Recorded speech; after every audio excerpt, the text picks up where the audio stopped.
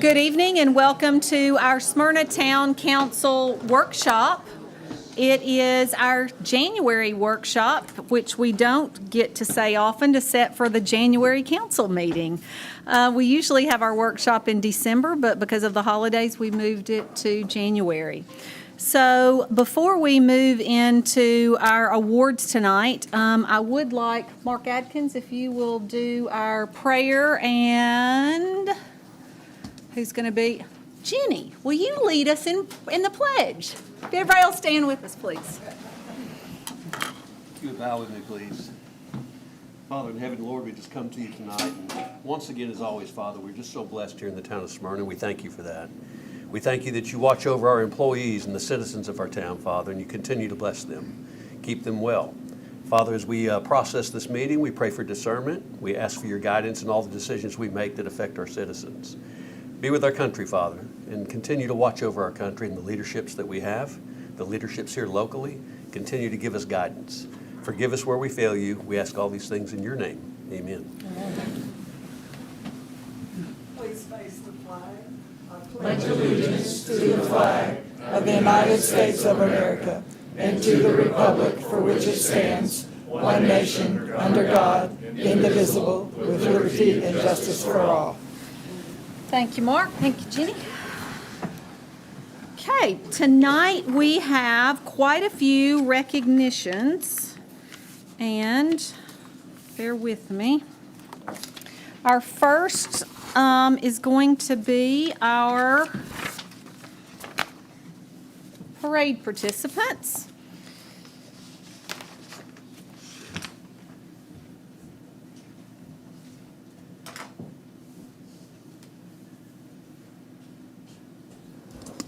This year we probably had as many or more in regards to our parade. It was our 50th annual. That's kind of hard to believe, but it was, and one that we were really excited about.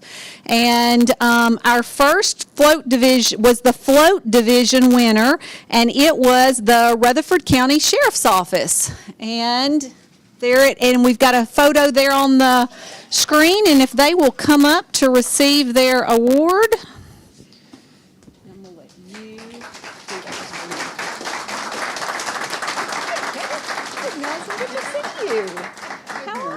I'm good. How you doing, sweetheart? Familiar face, right? Yes, it is a familiar face.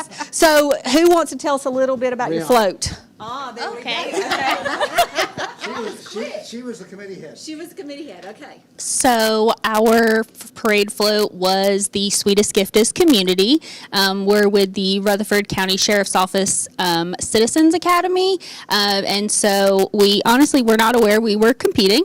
It was a nice surprise. So we just wanted to come out and, kind of promote the Citizens Academy and share with the community, the fun things that we do and how we love to really support the Sheriff's Office and all that they do for us and just those relationships that we have within the community. Am I putting you too much on the spot if I ask you to tell us a little bit about the Citizens Academy and if somebody wanted to get involved, what they would do? Yeah, absolutely. So the Citizens Academy, like I said, what we're really there for is just supporting the Sheriff's Office in any way that we really can. We do fundraising. We also partake in a lot of volunteering and then the fun things like getting to build the Christmas parade float and such.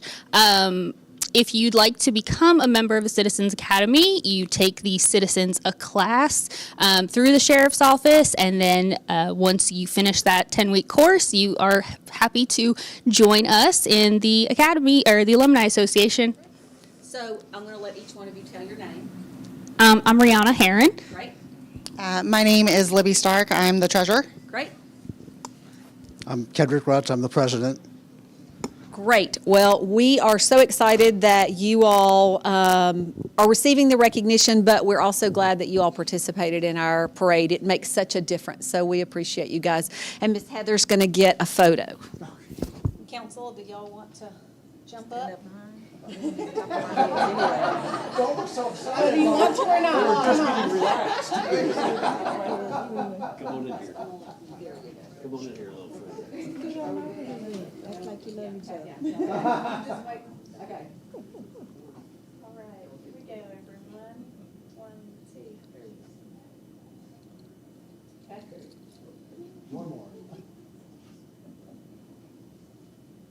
Okay, thank you.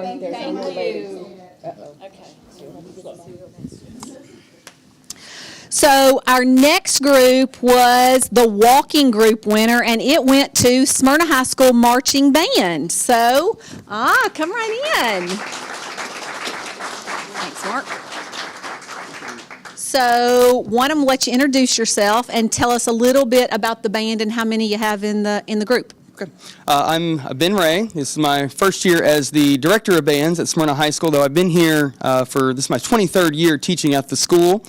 So glad to take over the reins there. And this is my new assistant here, Miss Juliette Lang, who's helping out. We very much enjoy being part of the town of Smyrna and the Smyrna High School Band, do the annual event with the parade. We had our biggest band we've ever had this year. In the marching band, we had 150 members. We actually had to get some new uniforms this year to accommodate our size, and we look to continue that growth in the future. Great. Well, we were so glad to have you guys. Jerry, how many were in the band when you were in school? 6.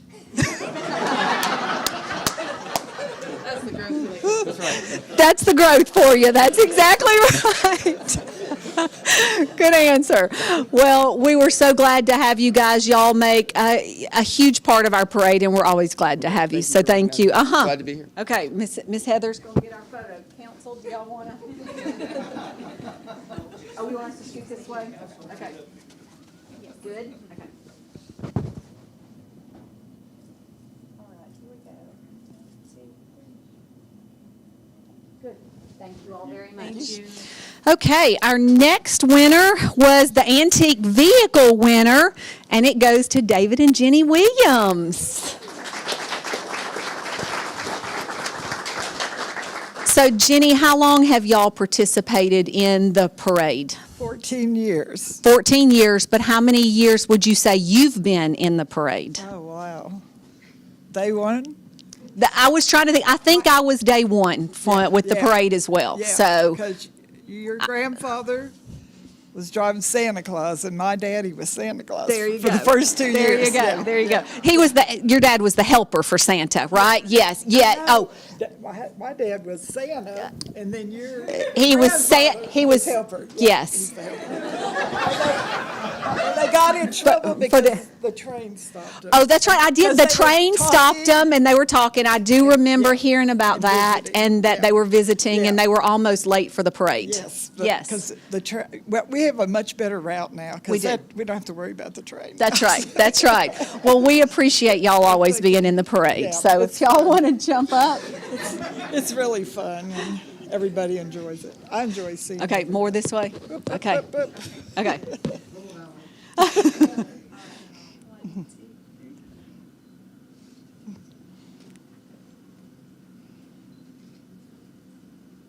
Good. Thank you, ma'am. Thank you. Okay, let me get my glasses back on. And our last one was our Mayor's Cup, which was won by SRM. So we really appreciate SRM. I know that they do a ton of work on their float every year, and they bring lots of people, and they have some of the best candy that there is. So if you get a chance to get their candy, that is, so we appreciate them participating. You got their thing. Okay. Next on my agenda is Nourish Food Bank, and I'd like to do the totals for Nourish. I can't remember how many years ago we started doing the asking citizens and asking those that participate in the parade to bring those non-perishable food items.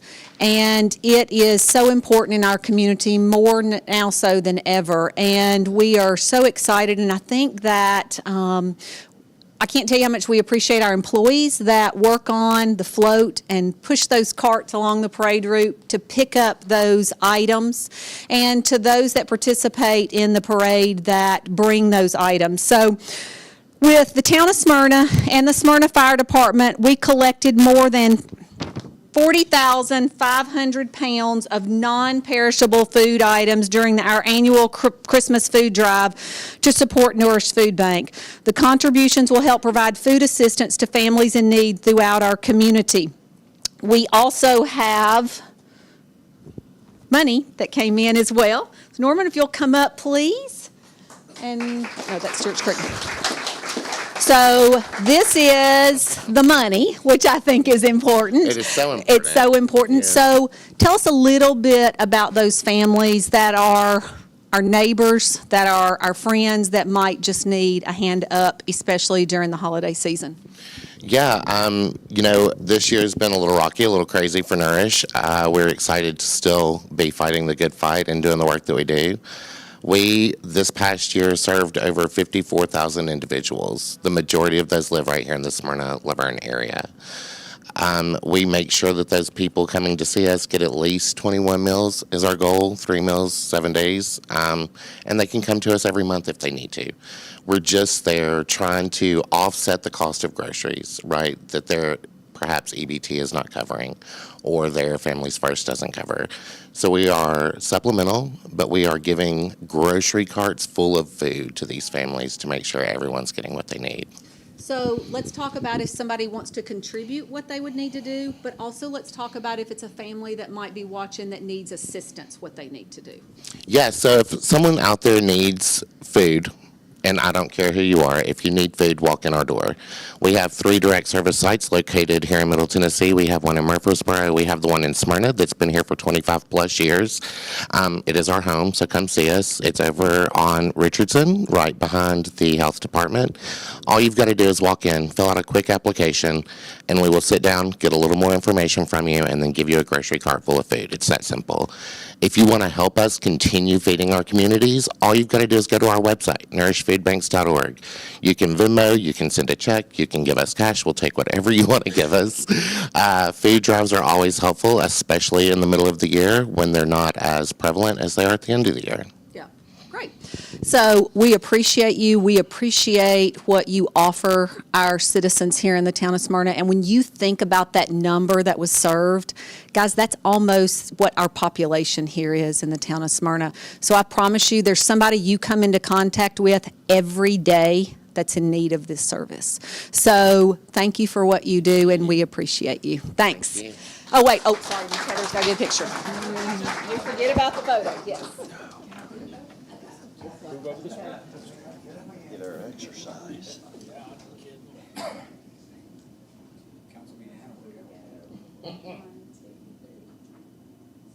Good, thank you.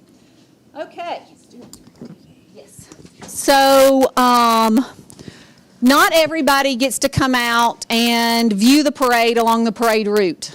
Some of those people watch our parade from at home. And for the last couple of years, we have had Stewart's Creek TV bring that into the citizens' living room for our parade. So at this time, I'd like to ask Stewart's Creek TV to come in. Come on in, and I'm going to let you just kind of start right there and make your way down this way. Perfect. Y'all act like you've been on TV before and knows a little something about it. So Chris Bissinger has been a godsend to the town of Smyrna and what he does to pull this off every year. So Chris, I'm going to let you talk a little bit about what you have to do to make this happen, and then I'm going to let each one of you give us your name and what grade you are in school. And you don't have to tell me you go to Stewart's Creek, because every year we'll have people say their name, their grade, and that you go to Stewart's Creek. So, but Chris, tell us a little bit. Thank you for giving me the microphone that you know that I don't like. Stewart's Creek Television is honored to be a part of this project. It's our 5th or 6th year doing it. This year was a different element because it was the 50th anniversary. We moved locations from being at town or the fire hall to Zama Park that took 2.5 years to plan. So the work that we put into it is all done from the students at Stewart's Creek High School. We package it up, bring it down, plug it in, and pray that it works. It did work. This year, no technical issues. We were able to get the broadcast out, and I think that it went very well. This is only half of our crew. We had a crew of almost 20 students putting this project together. They worked very hard. They work very long, and I am very hard to work with sometimes, especially on a project this big, because I know what it means to the mayor, the council, and the town members of Smyrna. So, thank you. I'm going to to let you start right there, and if you'll just tell us your name and what year you are in school. So my name is David Scobie, and I'm a sophomore. I'm Trey Smith, and I'm a sophomore. I'm Cade Vogel, and I'm also a sophomore. I'm Paul Vishak, and I'm a junior. I'm Lacey Tobin, and I'm a senior. I'm Kennedy Walker, and I'm a junior. I'm Gracie Wayne, and I'm a sophomore. I'm Maggie Lupier, and I'm a senior. I'm Noah Lefebvre, and I'm also a senior. So I think we'll probably see a lot of these young people go on to do great things. We hope that you all will come back and make Smyrna your home when you get done going out and doing great things after college. And we just want to say thank you for everything you've done to make our parade so successful and to be able to take it into the homes of people who might not be able to make it to the parade. So thank you very much. And we're going to do a quick picture, council.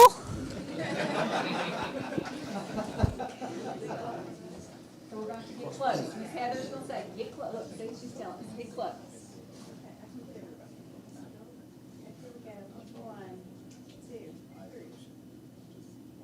Good. Thank you all very much. Thank you.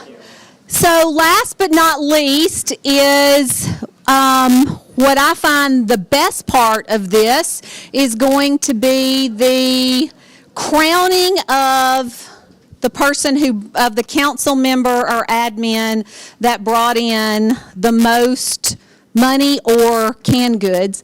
And this year we have a new winner. Can I get that? And I think it was pretty close. Wasn't it, Casey? Is Casey in here? Casey, pretty close? So our winner this year was Councilman Short. So Councilman Short! Come on down.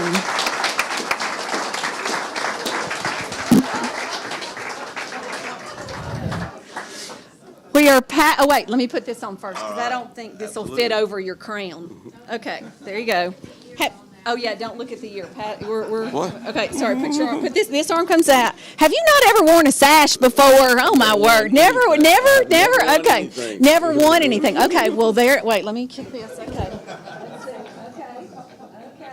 Well, we all want to say congratulations to Jerry. You did an amazing job, and I know you did it for the sash and for the crown was the only reason you did it. Was that it? No, it wasn't. It wasn't. But I do want to say thanks to Southern Bank down here. They were really a big help. Great. So they put you over the top. Is that what you're saying? And the bottom, too. Oh, top and the bottom. Okay, top and the bottom. Well, we're going to let Miss Heather get a picture with all of the council. Do we have to? Yes. There you go. Yes. Okay, so Jerry, we're probably going to scoot this way a little bit, Heather? Yeah, just a little bit. Look up on the screen and look what you see. 1, 2, 3. Okay, Jerry, you still got another year before you can still dethrone me. There you go. And Jerry, you have to wear that through the whole meeting. The whole year? The whole meeting. The whole year? Oh, you're saying the whole year.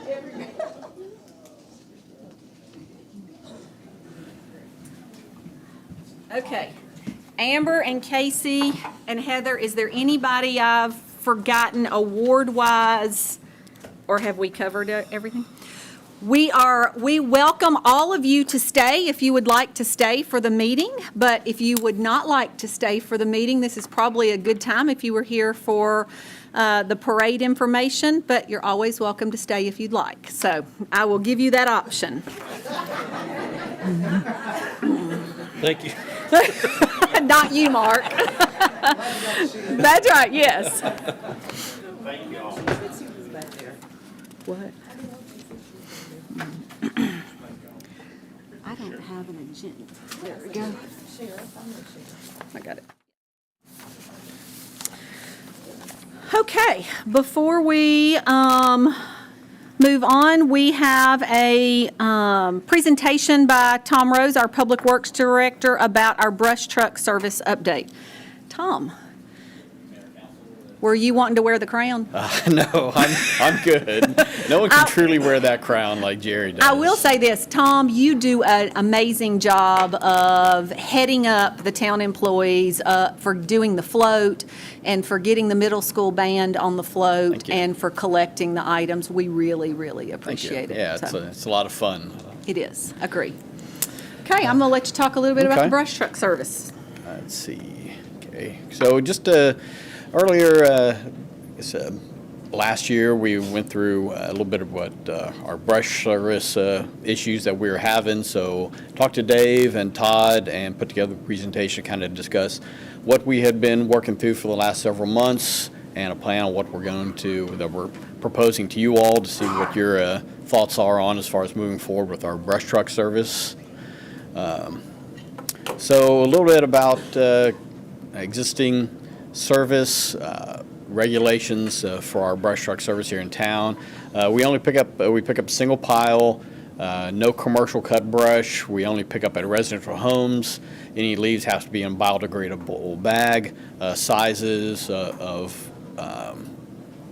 limbs can't be larger than 6 inches in diameter, no longer than 10 feet.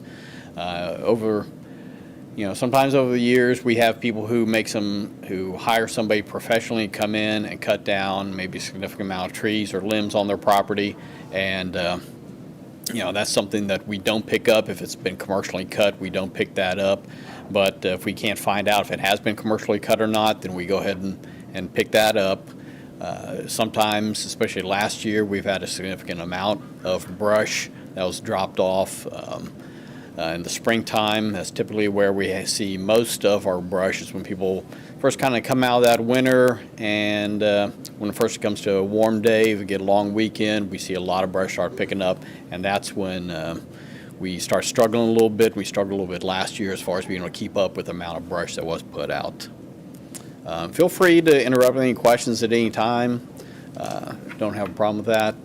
Just want to kind of go into looking back a little bit, at least over the last 10 years. I've been here for a little over 10 years now. Back in 2015, when I first started here, our brush truck cycle, we try to keep it on about a 4 to 6 week cycle to hit every home in about a 4 to 6 week time frame. Back then in 2015, we had about 11,000 residential locations. We had 2 brush trucks. They carry about 70 cubic yards each, and we split operations on the east and west side. Now back then, our brush trucks didn't run constantly. We'd run 2 brush trucks at a time. They'd make about a 2 to 3 week cycle. They'd stop, they would mow for about a week, then they'd come back on a brush truck, work brush truck for about 2 to 3 weeks, and then go back to mowing for 2 to 3 weeks. So it kind of went back and forth a lot. We had a lot of issues start to develop because, as you can see from the bar graph up there, the little line graph, kind of shows what our growth rate was over the last 10 years.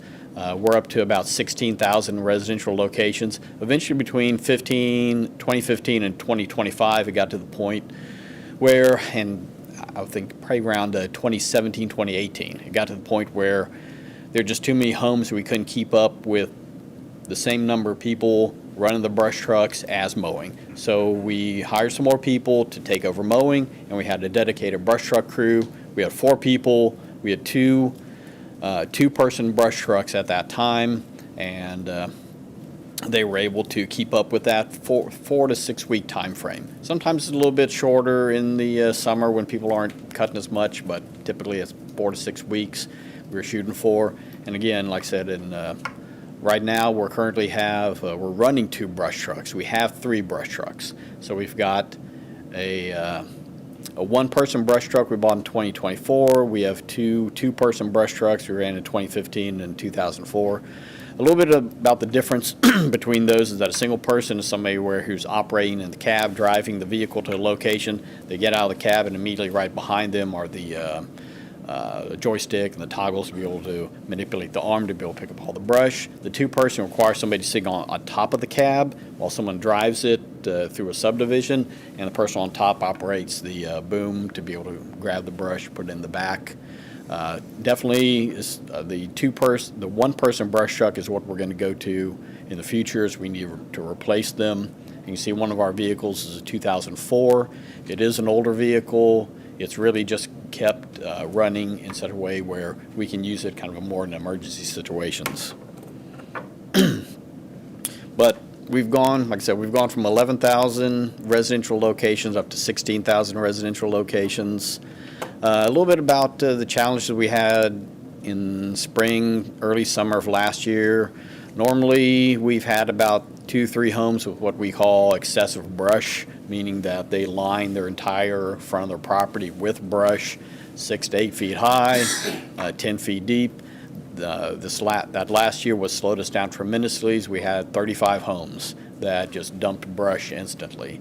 And it would take all day for one brush truck to go to one of those houses, load up, haul off, come back, get another load, haul off, come back, and take it all the way down to Florence Road. So it really set us back. We probably were running about a 10-week cycle at that point in getting brush, and started getting a lot of phone calls. I know you guys got a lot of phone calls and concerns from citizens on what we're going to do. So that's when Dave, myself, Todd sat down and started discussing it and come up with a game plan on how we're going to help keep this from getting out of hand in the future. So I'm going to be getting to that here shortly. I'll be But- patient. What? I'll be patient. All right. He wanted Sounds you to good. repeat that because he's not used to hearing you saying that. That's okay. That's okay. A little bit about some of the, just went around, saw some pictures of some brush. Some of it seemed like it might be compliant. Just want to point out to everybody who might be watching, I don't know if that's a laser pointer. No, it's not. But you can see like the larger pieces of brush in the picture on the left. Also in the picture on the right, there's a sidewalk under there. Please don't pile your brush up on top of the sidewalk. I had another incident where a person put all the brush in the road, blocked the lane of traffic. Please don't do that. You're going to be responsible for it in case someone does have an accident.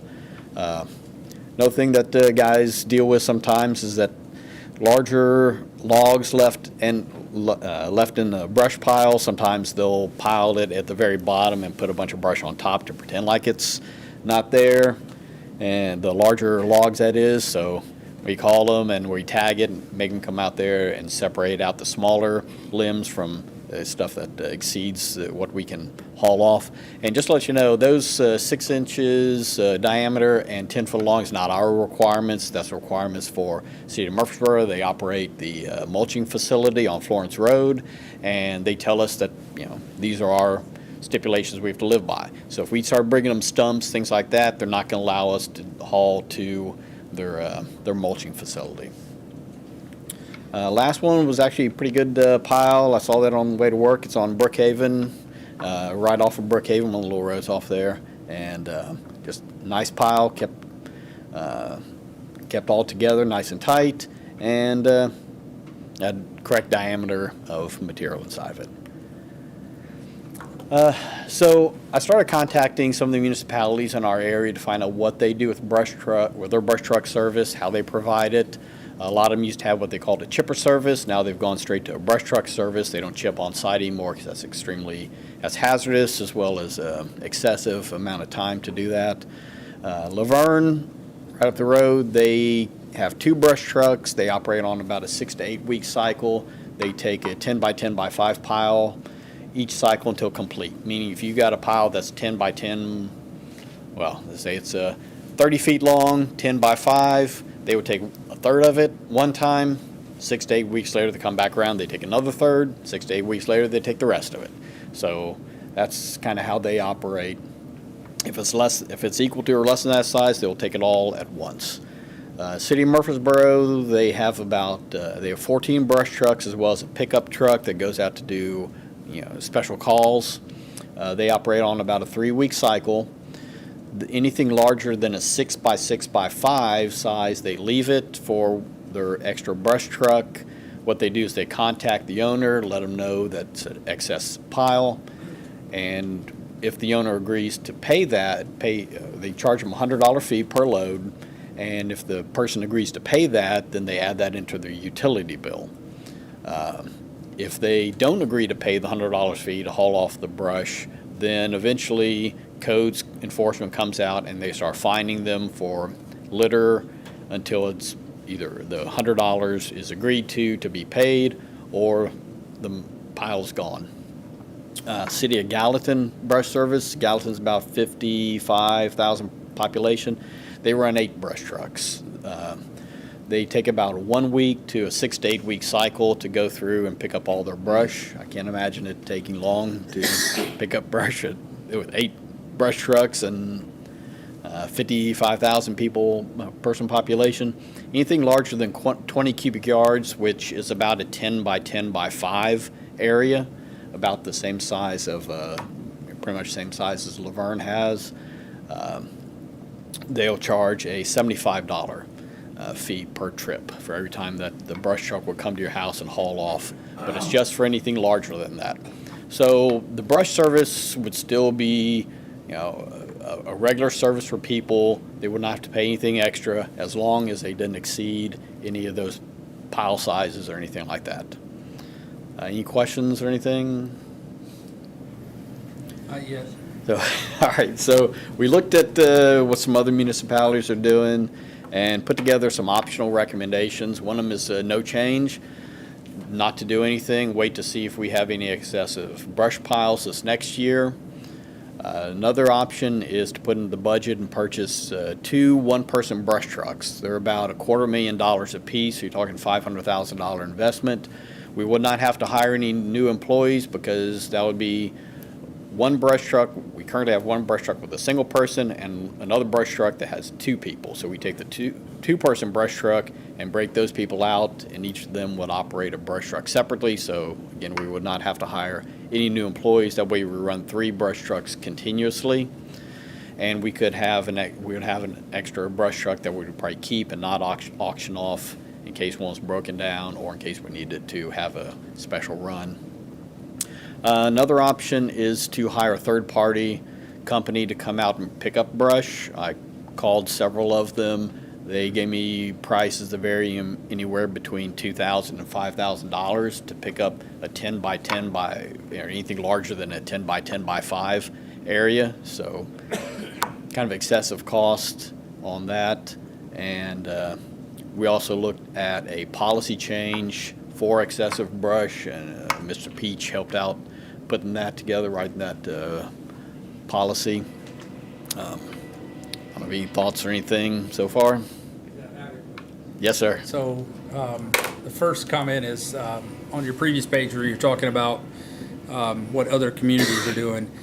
Obviously, I was thinking when you were saying you're going to potentially charge someone, let's say $100 per load for an oversized load, right? So let's say it's 3 loads, $300 or whatever. Compared to the cost to have somebody come pick it up, that's still a deal. Yes. And so I don't think that's going to detour the problem. They're all just going to say, I'd rather pay you $300 than pay somebody $5,000. So it's not going to stop them from piling it up out in the street. It's just going to get us more money. Money doesn't actually fix our problem, unless we buy a truck or do something, right? So I don't know that that's going to really help solve the issue, because I would still put it out there and just pay the $300 or whatever, because it's a lot cheaper than paying someone else, which is my only other alternative. The other question I have is, it seems like with the 2004 brush truck, we need to buy one truck soon anyway. Whether we fix this issue or not, we've got one that's pretty much aging out. Even though that's our spare, that's our only spare.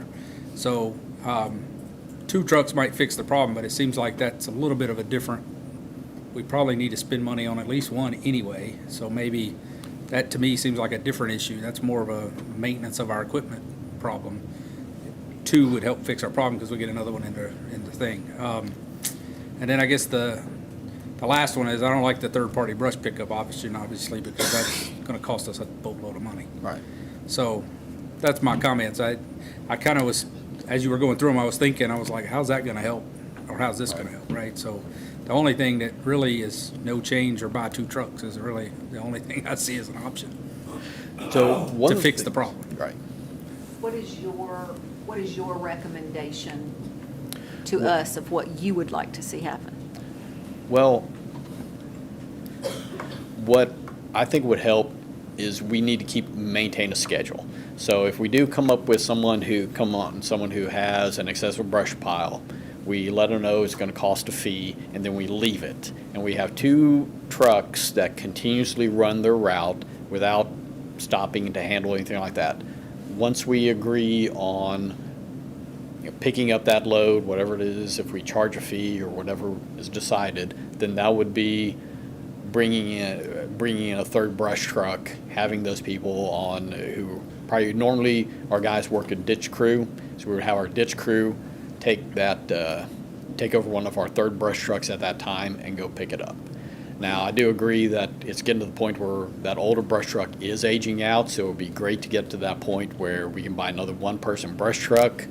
And that way, instead of having 2 people on that, we have 1 person on that brush truck. And then even though it's a 2-person brush truck, if it's something where they're coming out to just pick up 1 pile for that day, that person can go operate on their own because they can set it up, get out of the vehicle, spend some time picking up the larger brush pickup, and then haul it off and come back.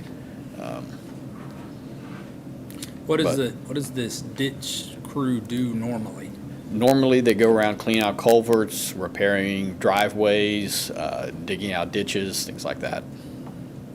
Because honestly, I'm not sure we can afford for that to get behind either, because now Right. pulling them off on 35 piles of trash in a year, in a 3-month period, right? That's pretty much, if each one of those took a whole day, that's 35 work days out of 8 weeks, right? True. So they're really not doing much ditch work now, right?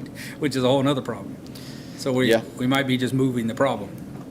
It is a little bit of that, and it's tough because we're in that transition stage of a size of community who's gone from 2 brush trucks occasionally running or running about half the time to now 2 of them running constantly to now we're at the point where we really need, we can look at adding a complete 3rd brush truck running all the time. And that would help out during the high peak times, but at the same time, like I said, we got to the point where we were running a route in about 2 weeks. That was last time I talked to the guys, probably for the last 2 or 3 months. They've been running a route in 2 weeks. So then it gets to the point where, we don't really need a 3rd brush truck for certain times of the year. So it's kind of that transition time of really needing that 3rd brush truck. I think you said at the beginning we have 4 people. Are those dedicated or no? They're also still cutting grass. We have 3 people dedicated to brush truck right now, so 1 on the single, 2 on the 2-person brush truck. So buying 1 truck, we now have a person kind of out, right? If we bought another single-person truck, we'd have 2 single-person trucks, but 1 person. And then we have that 3rd person, and they could be dedicated to handling excess brush, and then they could also help out with the ditch crew or mowing, things like that as well. So there would definitely be a place for them. If we look at doing a new truck, I'm assuming that's in the next budget year. Yes. Mayor, I have a question. Sure. Is this, was there a storm or anything that was promoting more brush during that period? And do we wait and see if that was an anomaly? We did have some storms that time of year. Well, I shouldn't say storms. We had a lot of excess rain because, as you know, we got behind on our mowing as well. But that was really more excess rain than it really was any storm event. There might have been 1 or 2 storm events that did cause some of that, but a majority of it was just people, probably people hiring other people to come out, companies to come out maybe on the weekend, or we didn't know about it, and they cut a bunch of brush and put it out there.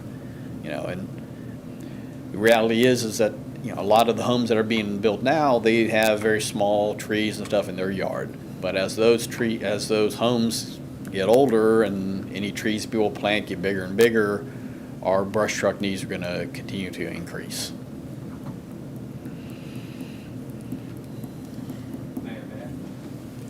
So I think with just the trucks themselves, and Councilmember Sullivan said it's a separate issue.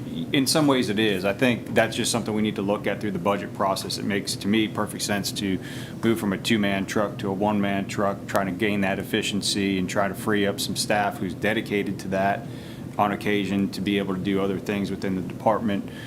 So I think my recommendation would be that we look at that moving forward. And as those trucks age out, we make that switch. As it relates to the excessive brush piles, that is two viable options and concerns. One, was this an anomaly? Is this going to continue to occur? I think the excessive brush piles in some degree are going to increase just based off of new homes that we have. But at the same time, I don't know if we're going to see 36.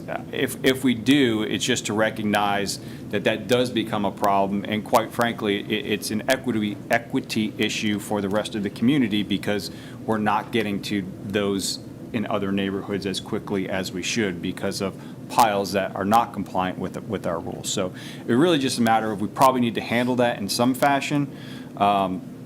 Recouping some costs, I think, it's not going to be a deterrent, but it's more of a cost recovery type of issue. So, from what I'm hearing, what I think would make sense was for next year's budget, I think we should probably try to look at adding one truck to replace the 2004 truck, a single-man truck automatically. No matter what else we do, we probably need to do that for next year's budget.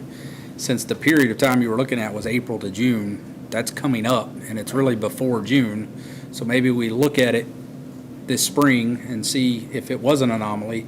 And if it was, then let's do a budget amendment in June or July and add a second truck if we need to.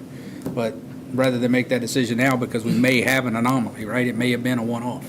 Well, do we put a restriction on the size of the pile? Because like I said, a lot of commercial cutters are coming in, and that's a reduced cost to the homeowner. I know we've had 13 trees taken out in the last few years, and we always just let them mulch and put it on the property. So do you, rather than adding more resources to it, try to limit the size of the pile? Well, I think you could. My concern with that is do we end up creating a situation where we've created a problem for a homeowner that they don't know how to resolve now? If my pile's a little bit too big, and now they come and get the 10 by 10, or they don't get any of it, and now I got to figure out what to do with it. Maybe I did cut my own, right? Maybe I didn't pay a company. And that's the problem, is it's too hard to know when it's a company and when it's not, unless you happen to see tree service out there doing the work, right? And that's why I'm try not to impact the citizens any more than we already are, the ones that are following the rules and doing it right. And I appreciate whatever you guys are doing to try to figure out which ones are not legit, because I think that's hard to figure out. I saw work being done down here on Mayfield on Christmas Day, and it was two folks out in the yard cutting down tree limbs and piling them up. It was a huge pile. But I have no way of knowing whether those were homeowners or a company. Right. Because it was just two people. So are we opposed to letting them tag those piles that are oversized? Tell the homeowner there's going to be a charge to doing those, as well as looking at putting the truck in the budget for the upcoming year, but what Steve recommended in regards to looking at the spring, and are we having those additional piles, and then either leaving it in for the budget or taking it out based on what we see? Yeah, I think that's fair. I mean, if they're costing us, maybe it will help deter if there's a fee, but also it does offset some cost. I think it might be a nightmare for you guys to manage, because you got to try to guess how many loads it's going to be and how much to charge them, and what if it's not, but that's for you guys, right? Yeah, So, yeah. But yeah, I agree with that. Well, and will we have to bring that back to vote on to put in the fee schedule, Jeff? I would think so. If you're making it part of the fee, Yeah. If you're just going to, Dave and I were just talking, the other way is if it just doesn't meet it, then you could cite them, and you wouldn't have to put that in the ordinance. But you're probably not going to get as much as you would from. I would really rather not cite on the front end as opposed to seeing if they wanted it picked up. Give them an option first, Yes. and then if they don't want to do it, then we start citing them. Yeah. And that's how we kind of thought about it. Yeah. If we did implement a fee, then we'd provide them the opportunity. And then if they, didn't respond or said no, then we could move over to that enforcement mechanism. Yeah, when we're talking about that, are you thinking like just piles that are bigger than the 10 by 10, or like piles that have logs in it. You know, I think you said earlier that if the logs are in there, you guys kind of call them and tell them to separate it before you pick up anything. I mean, is that how that would work still? Could they still separate out the brush, pick that up, and then deal with the logs separate, or? So we can't pick up the logs at all. Anything larger than 6-inch diameter, 10 feet long, we can't pick it up because of the So restrictions we it have. doesn't matter Forest with the Road. fee or not, you can't get Right. the logs? Correct. Okay. So could you bring back to us what you all are going to put in place so that we, at least as an update, what you're going to do to move forward with the charging? And I. Is that what you're going to do here? Well, Yep. And that we was the policy idea we worked around with Jeff is, yeah, anything larger than a 10 by 10, we would tag it, let the property owner know that they can haul it off themselves, or we could haul it off for a fee.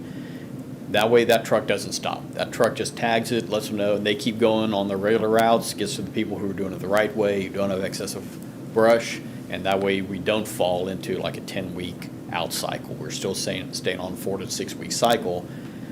For something like an excessive brush pickup, we would activate that third brush truck and then come pick that up. And maybe, as you said, see how it goes this time, add into the budget. If we decide we really need this third brush truck, we're at that point where we need to add another one person, maybe at that point we do that. I just want us to be really careful about how we tag that that the homeowner knows what's going on. Yeah, we will.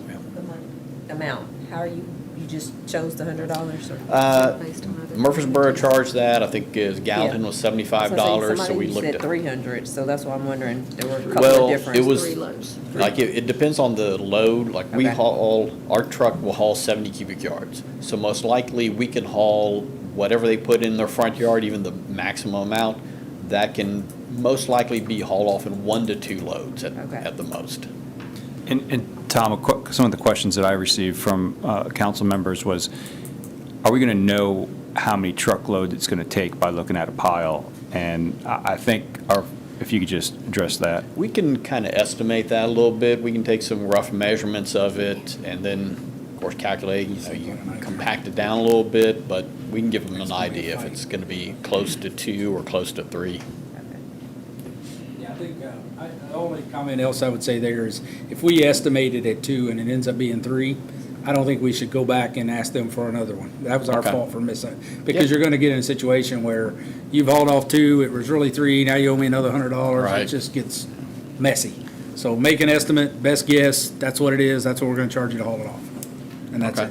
The Now, if- other thing I would ask is, I think we need to do a lot of education. I think we need to educate about what is and isn't allowed. I think we need to educate about what we're looking at doing, and I think that's probably going to be multiple times that we're going to have to do that. Okay. All right. Okay. So if I just want to make sure I'm clear, council would like to see a policy come before them, see what we're thinking, and then as well, when we have that discussion, what that implementation timeframe would look like. And of course, it sounds like if we do move forward with that, and if we don't, regardless, we need to do an education campaign on what's legal brush and what's not legal brush. And putting the thing in the, and putting the one in the budget. yeah, at but least we'll one probably- truck in the budget. Yeah, we'll look at that through the budget process for sure. Yeah, with the plan to get rid of the 04 truck, right? Yes. No, I thought it was keep it as a standby. It's already a Well, standby. Yeah, we keep the 15 as a standby. Okay. Right. Okay. Other questions? Thanks. Yeah, I'm going to say something. No, you don't. I'm not sure that I agree with charging these people. It's not like they're repeat offenders or anything like that. They've had a situation, something that has come up and caused them a problem, and so they put all of it out there. How many times is it going to happen to the same person again? And I don't know. Yeah. It has happened to me. I have put large loads out there, but So you want to give them a warning? This time it's too big, we'll take it this time, but next time you get a fine, no, I want to pick their stuff up and go on about our business like. no matter what it. I'm not sure I don't agree with you, HG. I'm starting to fee these people, not something I care to do. What's working right now seems to work well. If we can differentiate what's commercially cut and what's not. We've been doing that. Not sure I see the need to change it. That's just my perspective of it. Well, I'd like to at least see the period of time that we had that issue come and go, to have some more discussion on it. You know, whether we need another truck, whether we need to implement a policy change. But there's offenders out there that hire commercial people to cut. And then they put it out there for us to haul off.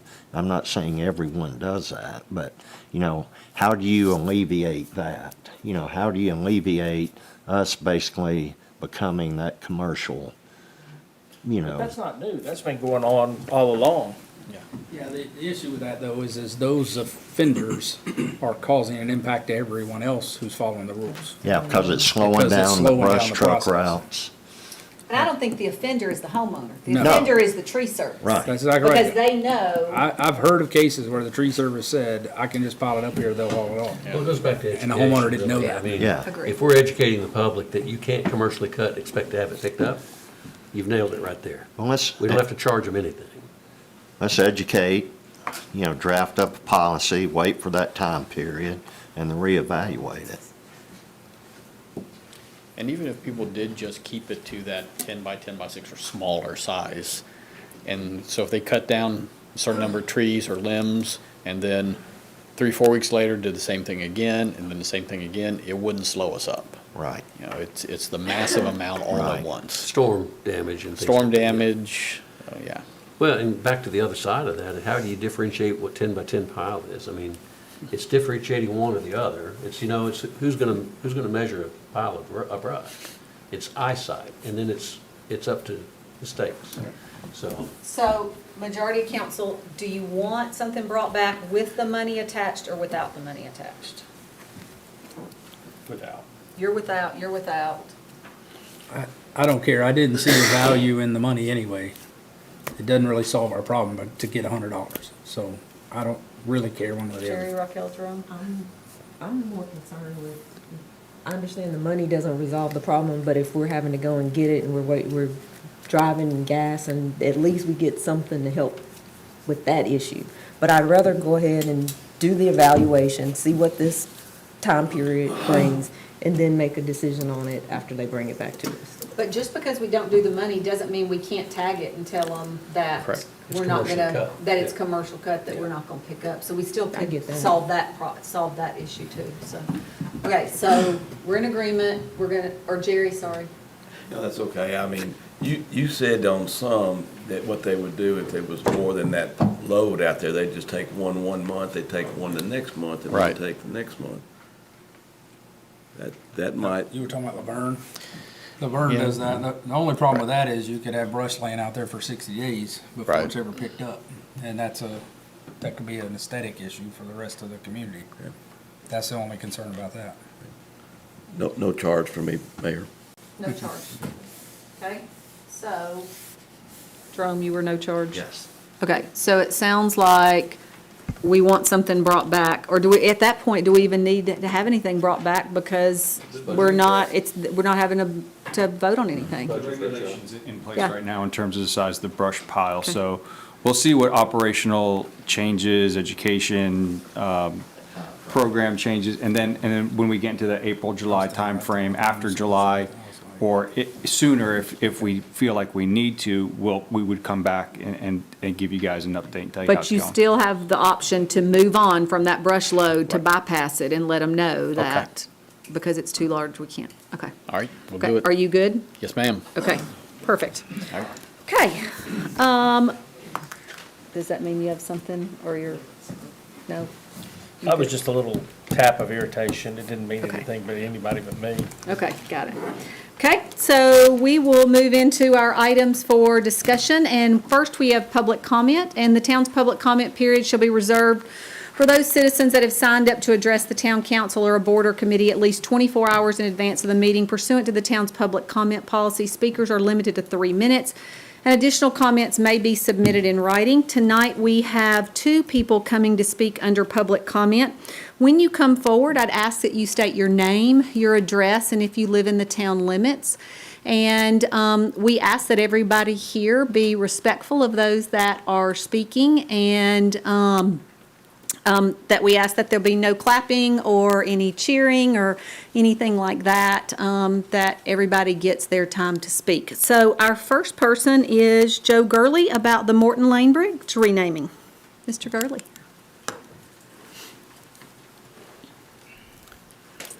Thank you. I'm here to speak on item 22, the naming of the Morton Lane Bridge over Rocky Fort Branch. I just want to kind of give you a look. I'm going to stop you for, will you just give your name, address, and if you live in the town? Yes. My name is Joe Gurley. I live at 3542 Morton Lane, and I live in the town of Smyrna Thank you. for a long time. I got to thinking about, as many of you know, we sold our farm into public domain back in '04. First to the county, who built schools on it. The town got a parcel for a fire station. They built the fire station on it. And then a few years later, part of it was sold from the county to the city. And Cedar Stone Park has evolved on the 80 acres on the south side of Morton Lane. Many of you may not know that prior to 1959, Morton Lane didn't exist. When my family bought the farm in '55, it was just a pig path that went to our driveway and no further. Now, we had a neighbor a half mile at the base of the hill, which is the Ryan development, that also had a house and lived there. His name was Benny Smith. And every time it rained, the road would wash out on the hill, and many of you know that that hill is steep. So he came to my dad and asked him to give a right-of-way across the bottom. Well, at that time in 1959, and we saw no real benefit at all to that. It meant fencing a half mile on either side of the road with barbed wire, which we did the following summer. But the county took the road over and extended and connected the 2 portions, the hillside and the lane that went up from Almaville Road. Eventually, a bridge in the 70s was built, which was deemed unsuitable when the town annexed and decided to build a fire station. It was rebuilt. But I got to thinking of how I could honor my parents. And what gave me the idea was I was in Pigeon Forge several months ago, and on Veterans, which is the back entrance to Pigeon Forge, there is a bridge named for a memorial bridge named for the farm that it went through. So my proposal is to name that bridge over Rocky Fort Branch the Gurley Farm Memorial Bridge.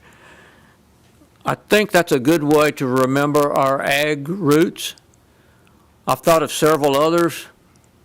The Lee family's farm, the Beatty, Grissom. I could go on and on out in just my area, and I'm sure there are other areas of the town of Smyrna. But up until a few years ago, we had a very agricultural enterprise here, and not in the town of Smyrna, but right on the fringes of it. We were a part of Smyrna. So, thank you, and I appreciate it. Okay, we will move on to item 1, which is approval of the terms of an authorization for the mayor to execute a contract amendment with Thomas and Hutton. I'm sorry. There is another speaker, Mr. Nepal, but I'm not sure that Mr. Nepal was going to speak. Is Mr. Nepal here? There's not another speaker. Not another speaker. There is on paper, but I thought that we figured out Mr. Nepal was not going to be here. So we'll move on to item 1, which is approval of the terms of and authorization for the mayor to execute a contract amendment with Thomas and Hutton for permitting services relative to the Cedar Stone Park Phase 2. Mike? Yeah, thank you, Mayor, Council. As you well know, we've been working on plans for Phase 2 for a while now. Pretty close to getting those done, where we can get this bid out.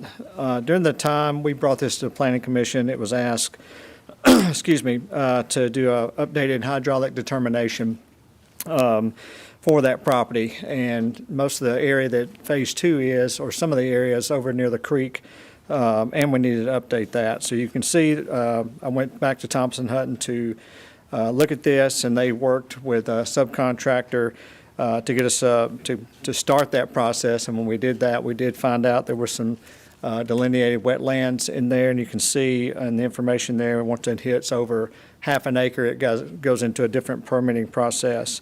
So I do have Ryan Chambly and Caitlin Howard here tonight too. If you got any really tough questions that I can't answer, I'll turn it over to them. I did want to explain to you kind of the process and the price. So the amendment will go through Thomas and Hutton, and it's a flow through to their subcontractor, SMME. And they did reduce the flow-through price for us by 5%. I really appreciate that. Also, I wanted to let you know that we have a Teams meeting tomorrow with the Corps of Engineers and TDEC. Corps has authority over those waters and those areas, so we want to get a timeline about bidding the project versus the permitting. And you can see, if you look in the contract amendment, Ryan wrote that up. It says, as requested by the Planning Commission, the hydraulic determination for the site is out of date and needs to be made current.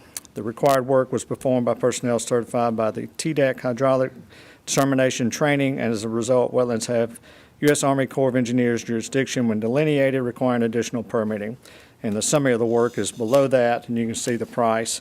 The total amount, the $25,251 is for most of the permitting, and you can see if additional services were needed, it was $10,450 more. So I figured instead of come back and ask for more, it'd be best to go ahead and had that in the contract amendment. I apologize, I did not put an exhibit in there. Ryan did bring one, but it's basically on the eastern side of the property towards the creek. And most of you have been out there, you kind of know where I'm talking about. If you've got questions, I'd love to hear it. Questions for Mike on this? Are there different levels of core jurisdiction? I mean, I can remember when we were dealing with the Gregory Mill 20 years ago or whatever. Right. That they talked about their jurisdiction stopped at the dam there. But now we're talking about way on up and Sure. even in a different tributary than Stewart's Creek. I'll probably need Ryan or Caitlin to answer that, but I can tell you, we did deal with that at West Fork as well. It's kind of that same situation. It's really not a creek, but it's there's a wetland in there, or Yeah. water in there that they do with. Let me let Caitlin talk her language. So I'm Caitlin Howard with S&ME. I'm a natural resources project manager, work on the Cedar Stone project with Ryan and Mike. Essentially, to answer your question, water resources are constantly changing on the federal level. It seems like every time we get a new president, we get a new cycle of regulations that come with it. But for the moment, that wetland in question, Wetland D, nearest to Rocky Fork Branch. Did you call it Wetland D? Wetland D. There were other wetlands identified on the property, however, they were isolated, and currently the Army Corps does not regulate those. But Wetland D is connected to Rocky Fork Branch through a series of channels, and those channels are what create the jurisdiction.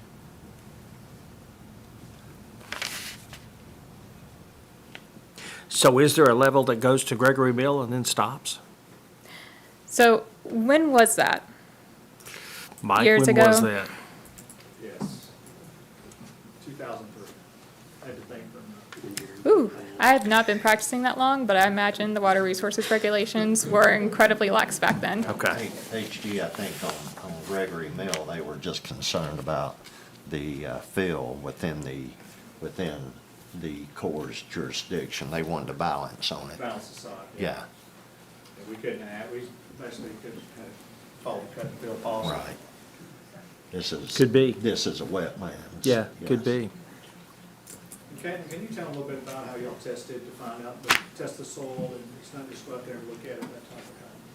Oh, sure. So for an area of land to be considered a wetland, it has to meet 3 criteria defined by the Corps. Essentially, it needs to have hydrophytic vegetation. That's vegetation that prefers to live in wet conditions.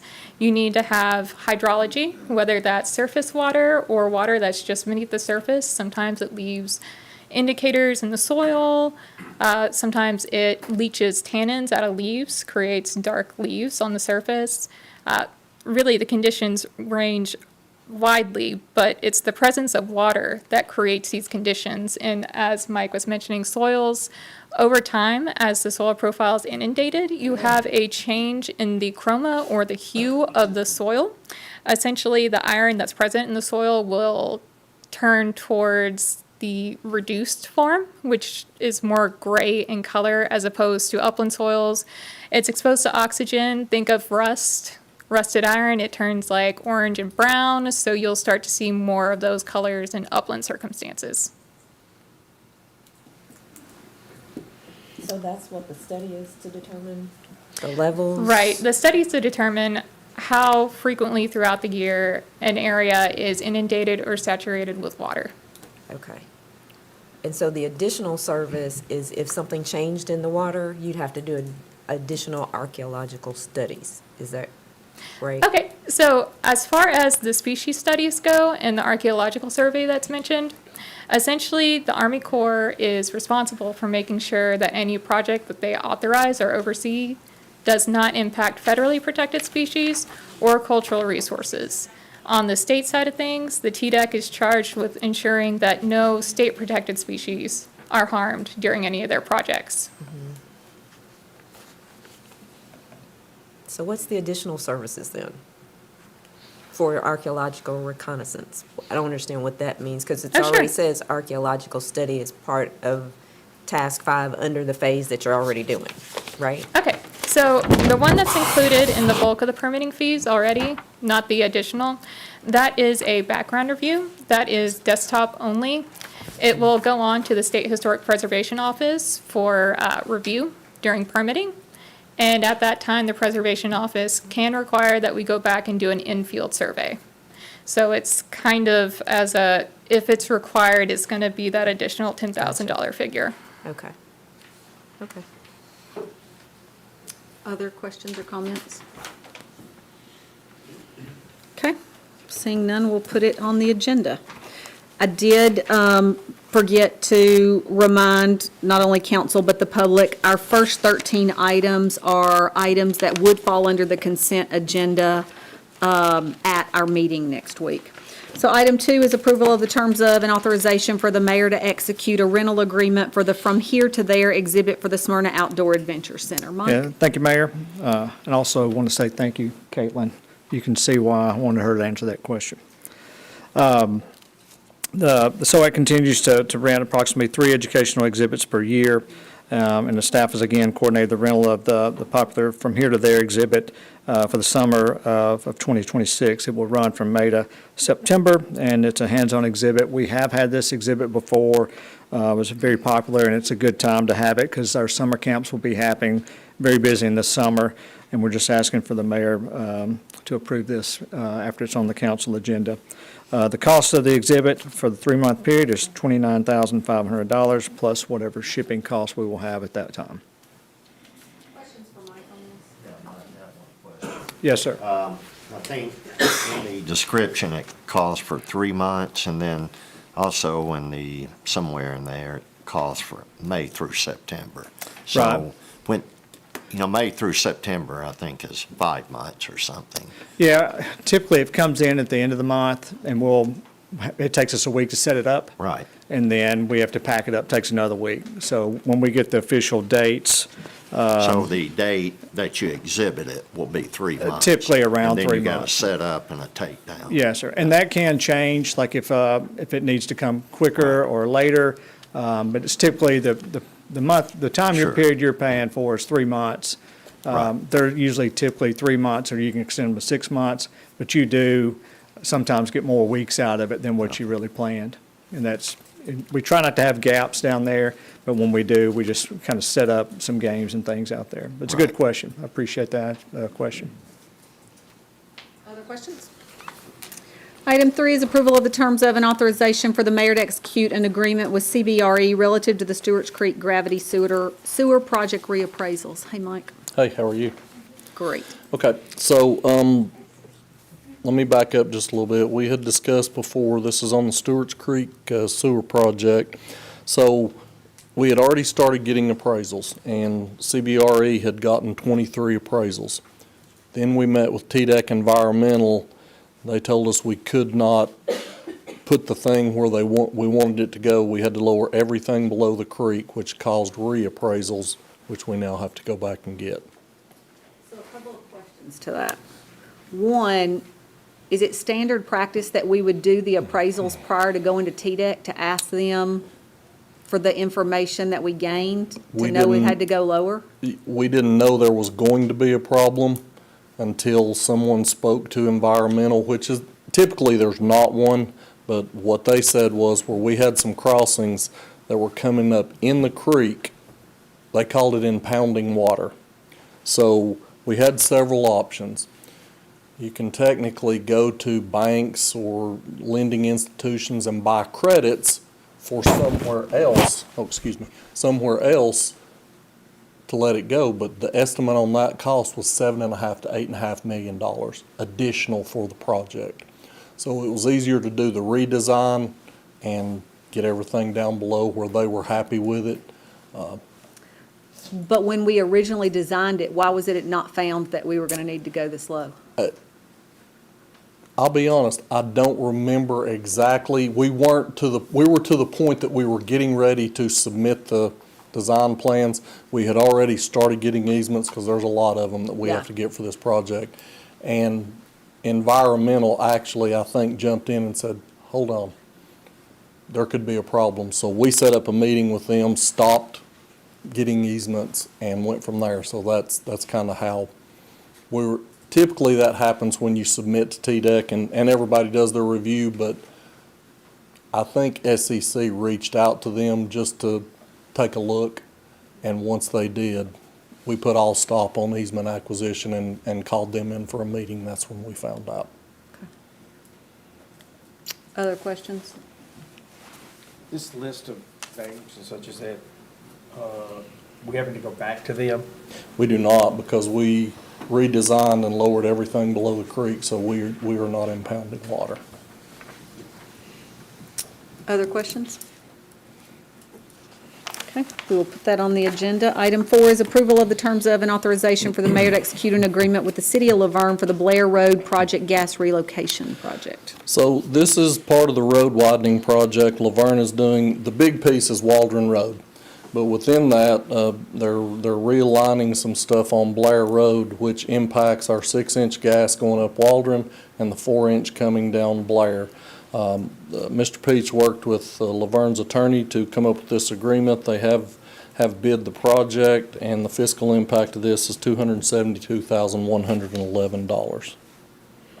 Question about this gas relocation. So they're gonna do all the work and we're paying them to remove our line? It is as a within part of the, their- it is within the project, Yeah, yes, ma'am. okay. Other questions? Okay, we'll move on to item 5, which is approval of the terms of and authorization for the mayor to execute an agreement with James N. Bush Construction Incorporated relative to the Enon Springs Water Line Replacement Project. Yep, so this is one where we've had multiple leaks on Enon Springs from Old Nashville Highway down to Mason Tucker. Thomas and Hutton did the design, bid it out. We did have $1 million in the capital budget for this year. Came back and the cost was $315,614 to Bush Construction. Bush is typically, they're our gas contractor under contract for now. They branched out into water. So Ryan with Thomas and Hutton checked their references and everything looked good, and this will be a 120-day project for them to complete. Does that mean road closures? That's exactly my next question. The only time we will have to close the road is when we tie in up close to Old Nashville, I think. Is that right, Ryan?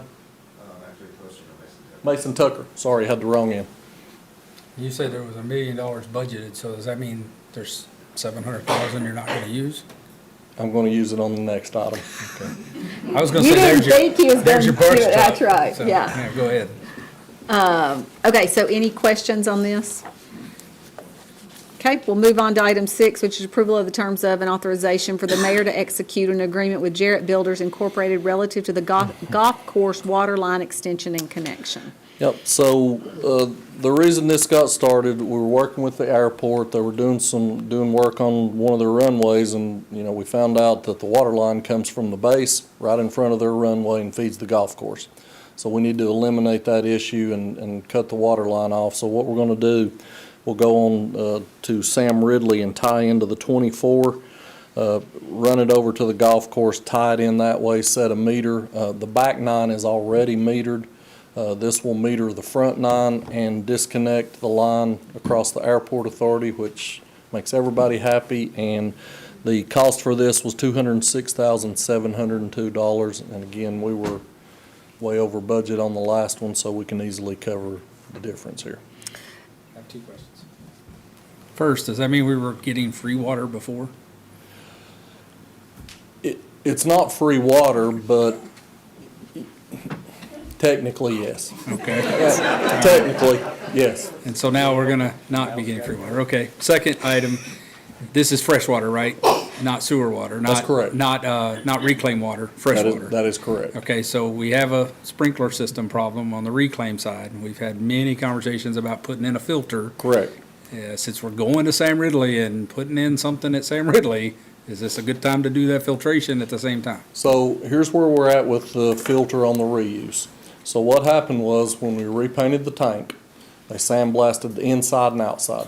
Some of the sand got down in a low part of the piping that we didn't realize was there. When we turned the reuse on back onto the golf course, it pulled that sand into the heads.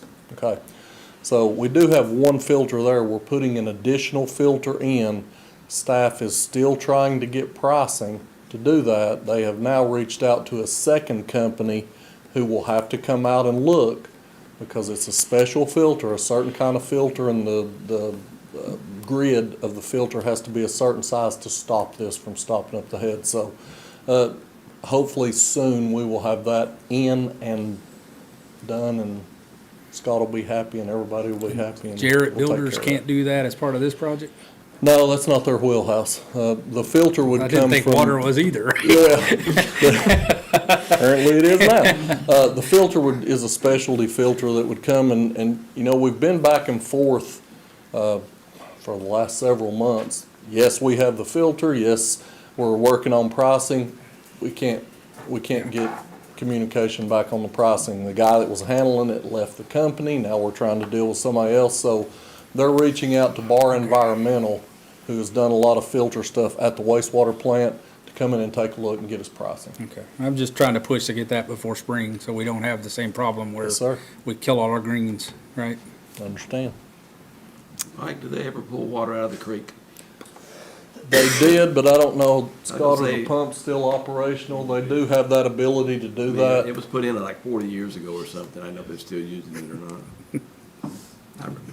We don't need it. The airport's been giving us all this water all this time. I was gonna say, it was free.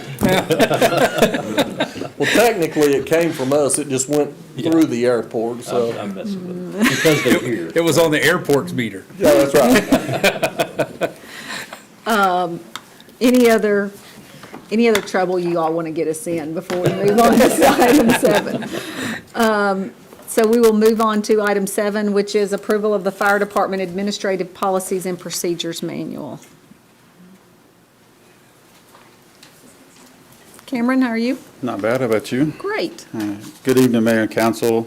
This item is in regards to the new Fire Department Policies and Procedures Manual. What this is, it's a newly developed administrative policy that is specific to the fire department, and it is designed to work in conjunction with the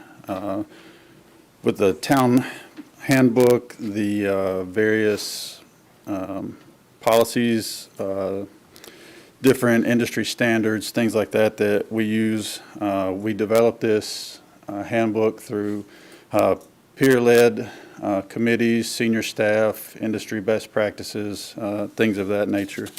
Some of the things that this is going to address are going to be a better definition of our organizational structure, our chain of command, standardizes our terminology, our roles, responsibilities, establishes a formal process for updating our policy and revising any of our policies. It ensures consistent application between all of our 3 shifts and all of our divisions.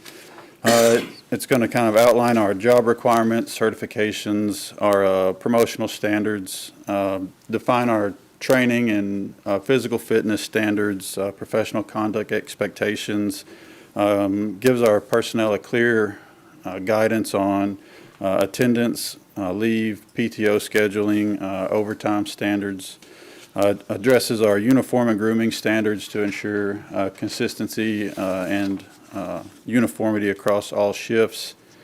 It will help set our standard for daily operations of our stations, equipment, things like that. It gives us a defined on-duty injury reporting process to help promote employee safety, procedures like that. And it's going to give a guideline for the use of department vehicles and resources. We also address the social media, communication, public conduct, things that'll kind of strengthen our public trust, public image. And then kind of an overview, it's going to align our appearance expectations with kind of our public safety image for the community. It's going to promote fairness, transparency, and accountability, and then strengthen alignment with town policies and expectations. And both Town Attorney Jeff Peach and HR Director Jeff Craig have reviewed this and had no comments to it. Questions for Cameron on this? Yeah, that was going to be my question when I was reading it. No neck and face tattoos that jumped out at me. Then the next question was going to be, has HR and legal reviewed it? And you said they have. Yes, sir. We collaborated with them with the draft, see if we need to make any revisions before we brought it for council approval. Other questions? Cameron, where are you guys in regards to staffing? Are y'all are y'all fully staffed, or I may be putting you on the spot? Sorry.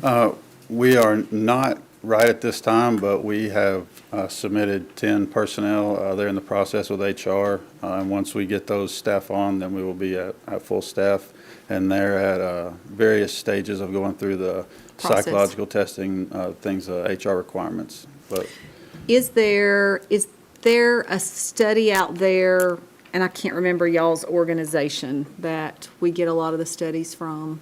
MTS? Yeah, and I thought there was one specific other than MTS that we did with you all, but maybe not. That look at population growth as to the numbers that we need to have. MTS does factor in part of that. That was part of our 22 MTS study, I believe was the last one. That was one of the factors that they had used into it. But I don't know how often they do it, or if we have to recommend for them to come to another study to base it off of it. Okay. Okay. Mayor, if I can. Sure. That's one of the things that we looked at. We'll talk about this a lot more, and I'll certainly be showing this to the council, but that was part of our plan of services project that myself and Mr. Spearman just worked on and submitted just earlier this month. So I'm looking forward to showing you that. And some of the stuff that is in the fire department's portion of that, it does look at MTAS recommendations, it does look at ISO recommendations, and it does look at International Firefighters Association. Did I give that correctly? Okay. Yes, All 3 of those to come up with kind of a standard of how to look at growth over, on an annual basis to determine whether or not it is time to, increase level of service. And I'm assuming same for police department? Yes, they've done a similar analysis and come up with a methodology for analyzing that as well. That's something that we'll be talking about through the budget process of what they foresee on a forecast level. Could you send us those just so we can be reviewing that too? Oh, yes, sure, Okay, certainly. that'd be great, if you don't mind sending us that. Okay, any questions for Cameron? 17.3 tattoos. It says vulgar tattoos are prohibited, but they must be covered. Yeah, yes, sir. We can't dictate what somebody's had, so if they do have something that, prior to employment, we would have a mechanism that they would have to remain covered, things like that. These are kind of in reflection to what the town policy already states. It's kind of, we didn't change to make anything different from the town policy. It was kind of to reflect what was already in there that wasn't maybe specific in the fire department.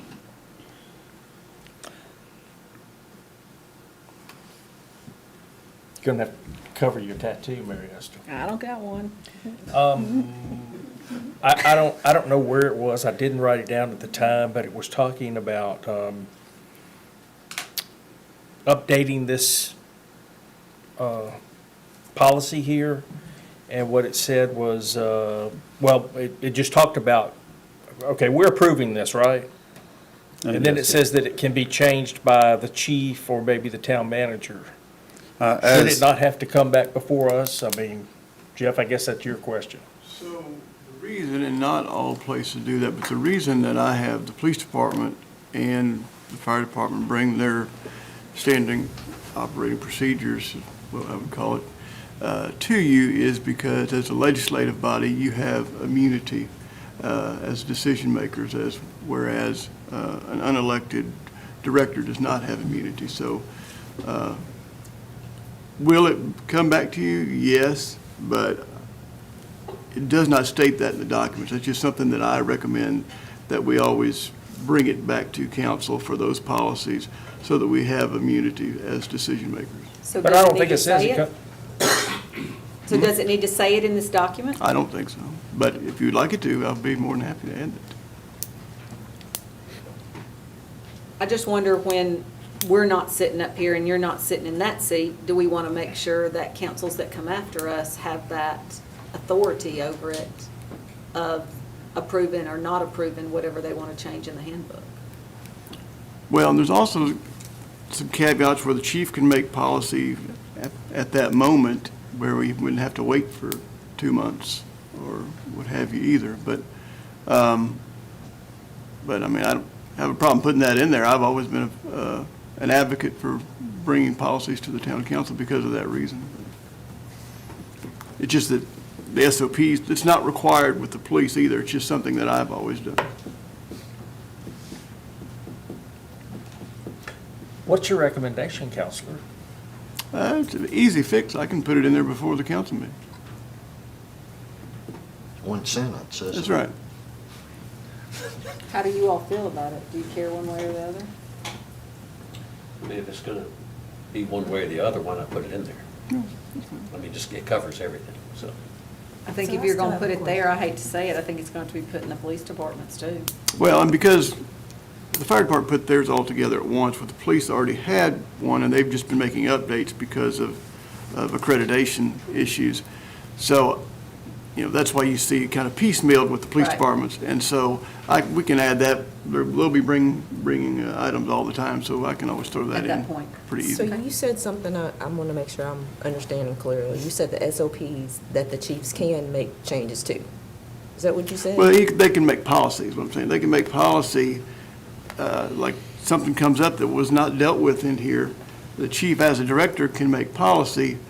It's just that if we want that policy to have more protections Then it in needs to come litigation, back to then us. the legislative body is the only one that has them. Okay, and so that would cover those items too, this sentence that you're going to add to both? of Yes. these? Okay. I had one comment too. On looking at the organizational chart, I didn't see the town manager or the council on that chart.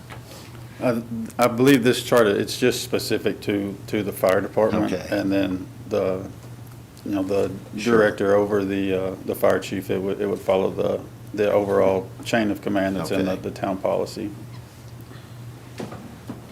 Other questions? One more. Okay. Just if I could real quick, within the budget document, the organizational chart does show that Okay. and ends there at the fire department, which So they'll that just pick up from there. pertains strictly to the fire department, okay. All line personnel are required to participate in a minimum of 60 minutes of physical exercise per duty day? Yes, sir.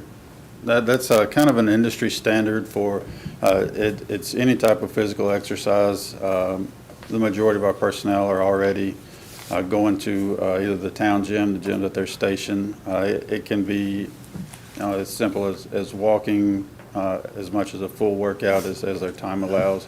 But we ask that the 60 minutes to maintain, due to the physical nature of the job, to keep up with the demands of the job, that they stay in some semblance of a physical shape to perform.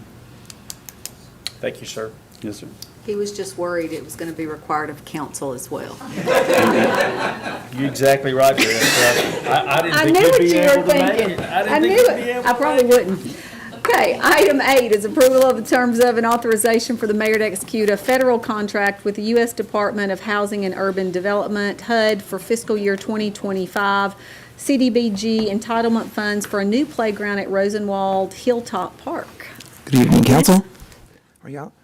So yeah, this is just a grant agreement with HUD for the fiscal year of 2025 for the entitlement fund. At the moment, this is not a formal approval of the contract.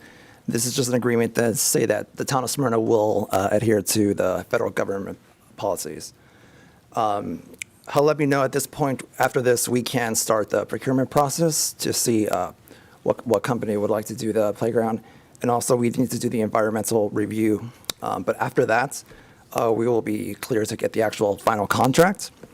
And then we hope to have maybe the entire thing completed in maybe March, but that'll just depend on whatever's going on in Washington at the same time. Great. Questions for Dennis? Okay, 2 things. The name, the way it is in the subject line, is backwards. It's Hilltop Rosenwald instead of Rosenwald Hilltop. But it is correct down here in the body, in the background. And the second thing is, how do you choose a contractor? How does that get chosen when you go to that stage? Right. So I'm not familiar with the procurement process. At the moment, Mike at Parks and Rec is going through that. I can address that. Okay. We've looked at the procurement regulations, and I believe it says that we need to follow our own. And if that's the case, the most really economical way is to look at existing contracts for playground providers and use those cooperative opportunities to move the project along quickly. Okay. Other questions? Dennis, Scott, thank you for continuing to find these funds for us. We appreciate that. Absolutely. Well, I was kind of actually thinking about that, talking about our brush truck stuff. I was wondering if there was anything out there that we might be able to start looking at for purchasing another brush truck, Jerome.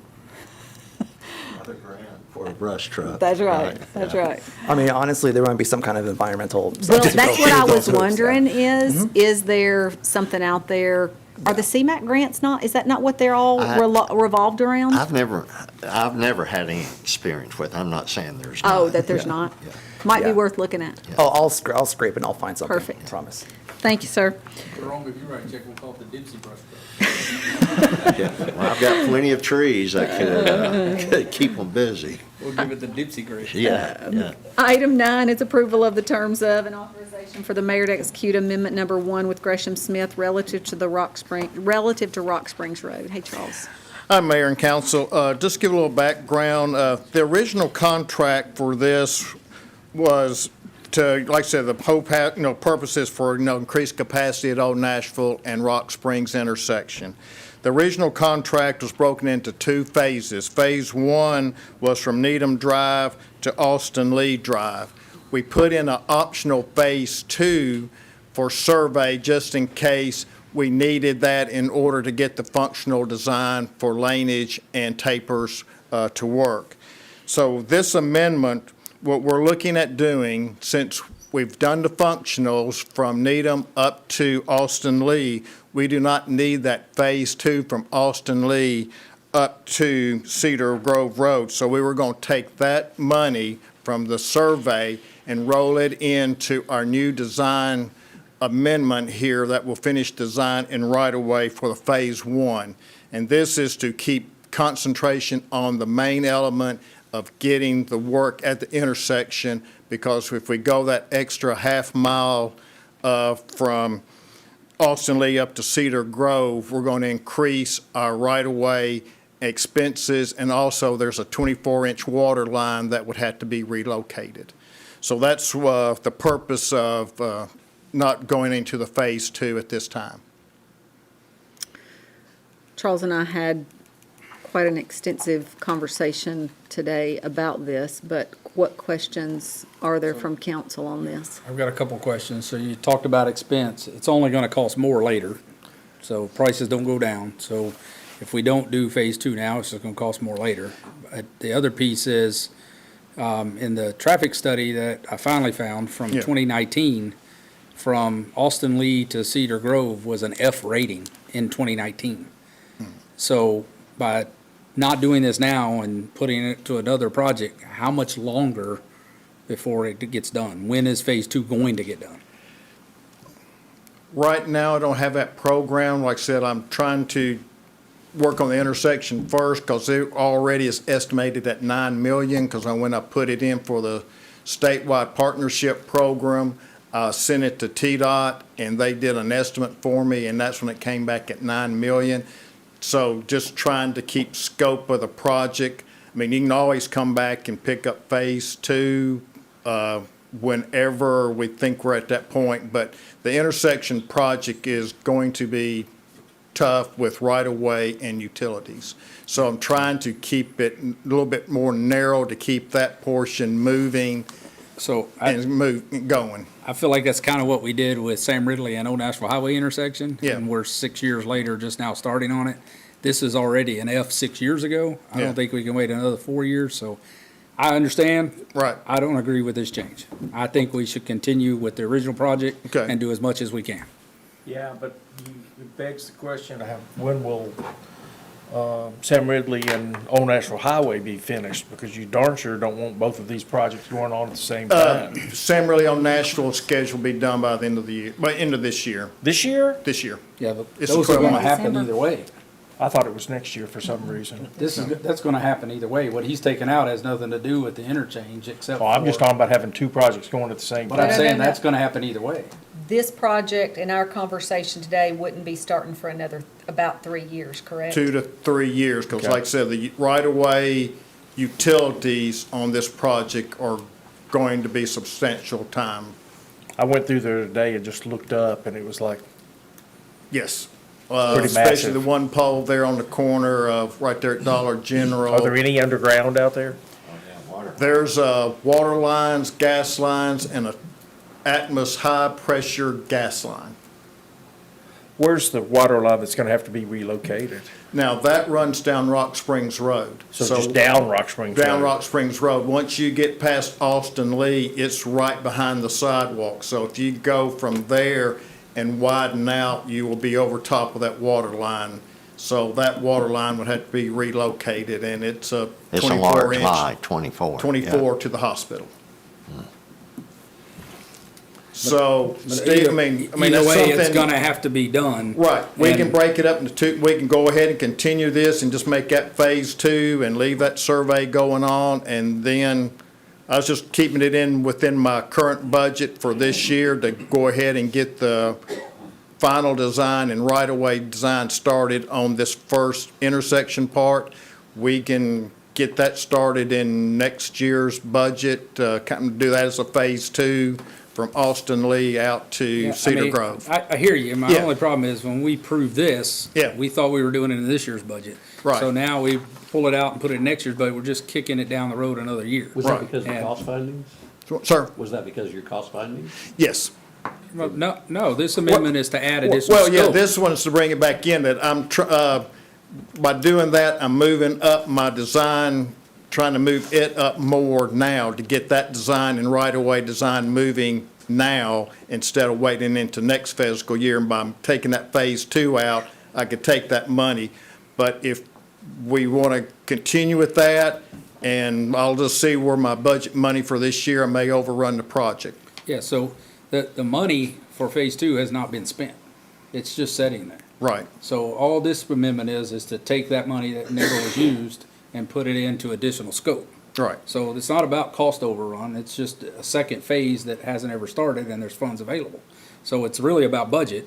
Right. But it's just gonna, all we're doing is, instead of doing it this year, we're gonna do it next year, which just delays it further.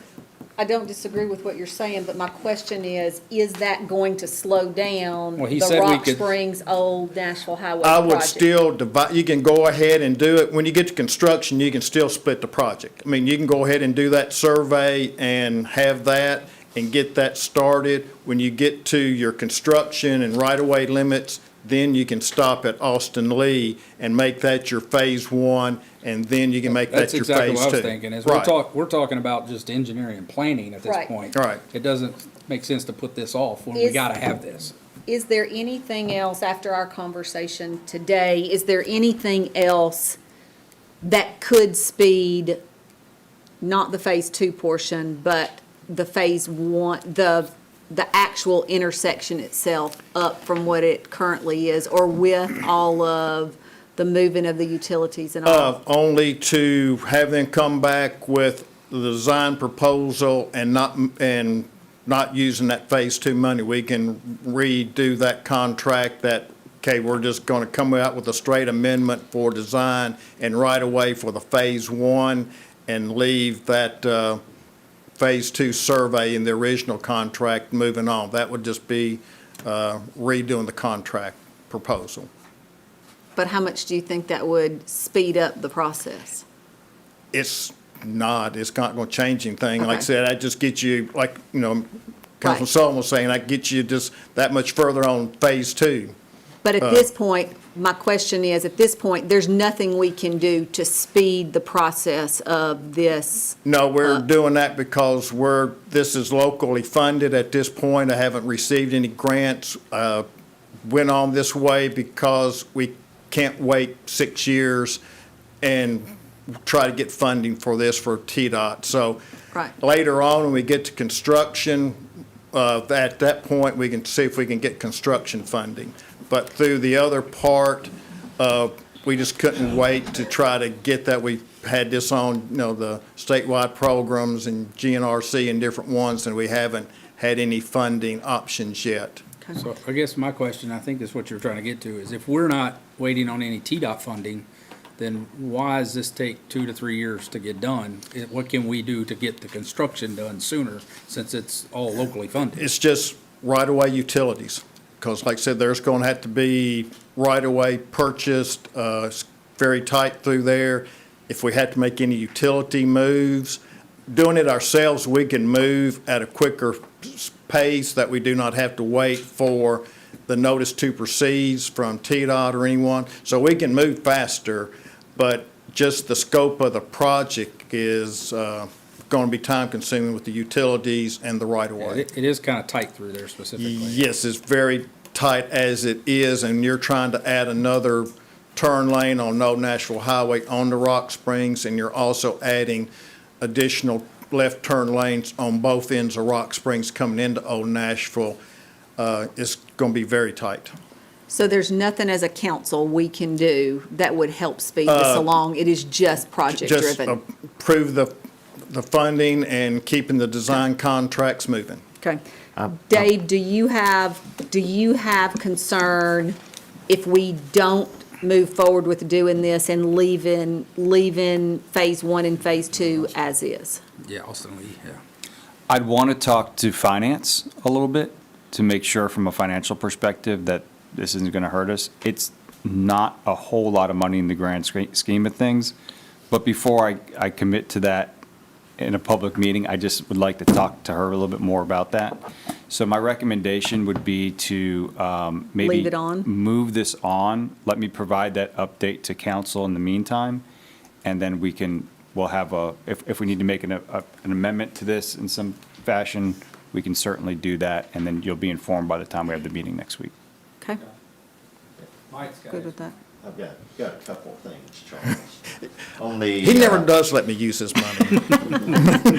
On the construction cost estimate is a little bit over 9 million. Yes, sir. And they've got included allowances for 357, and then construction contingencies for like 1.12 million, which together is basically 1.5 million.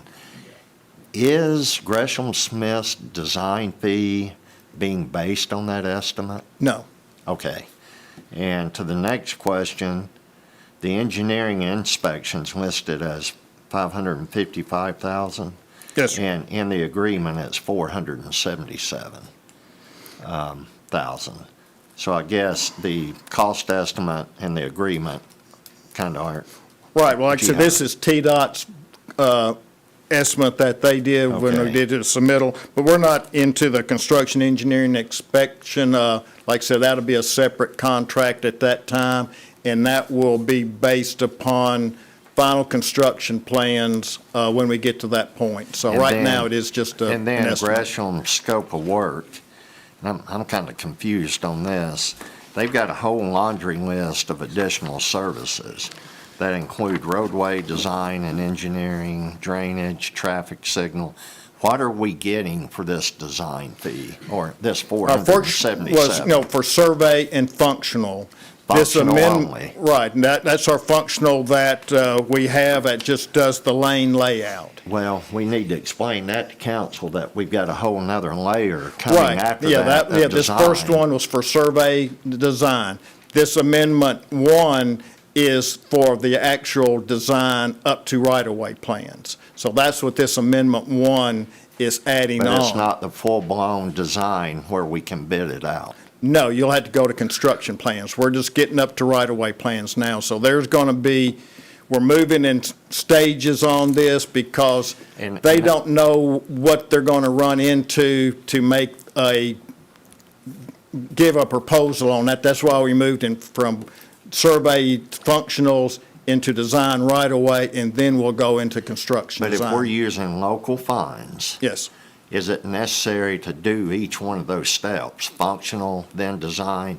Why can't we collectively do a concept and then go directly into design?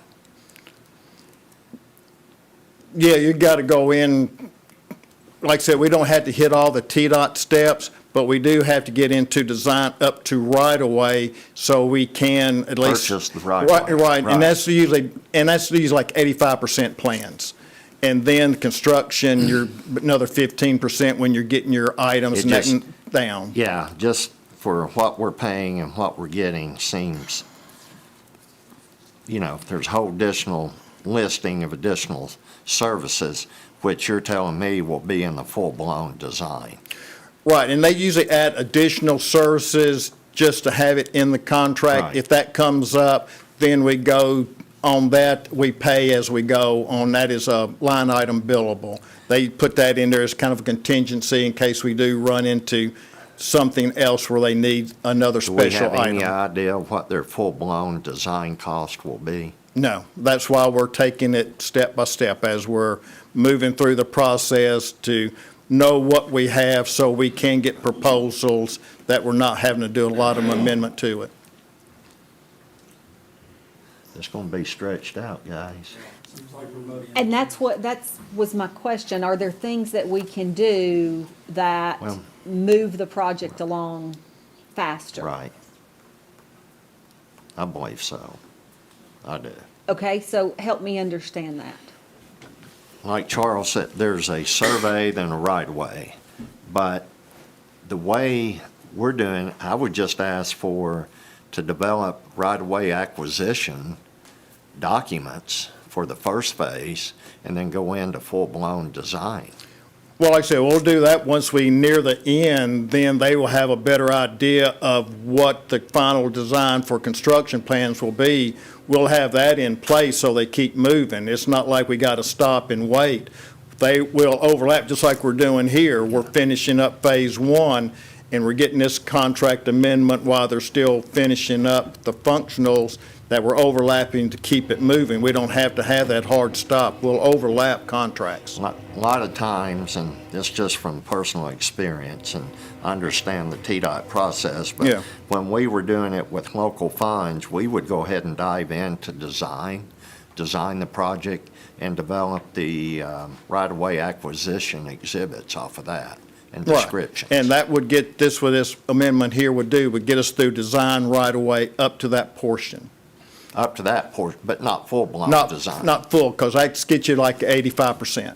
And then you would, once you get close to the end of that, you see what you're up against as far as your construction, then they would present another contract amendment to finish out design construction Yeah, plans. just take your TDOT hat off and put on your local funding It just hat. makes it easier on the, it just makes it easier on the consultant to better bid their services, because that's why we broke it up to survey and functional, just so they know. And like I said, if we tried to bid this out all the way up to design construction plans in one large contract, they would bid high because of the unknown. Unknown costs you money.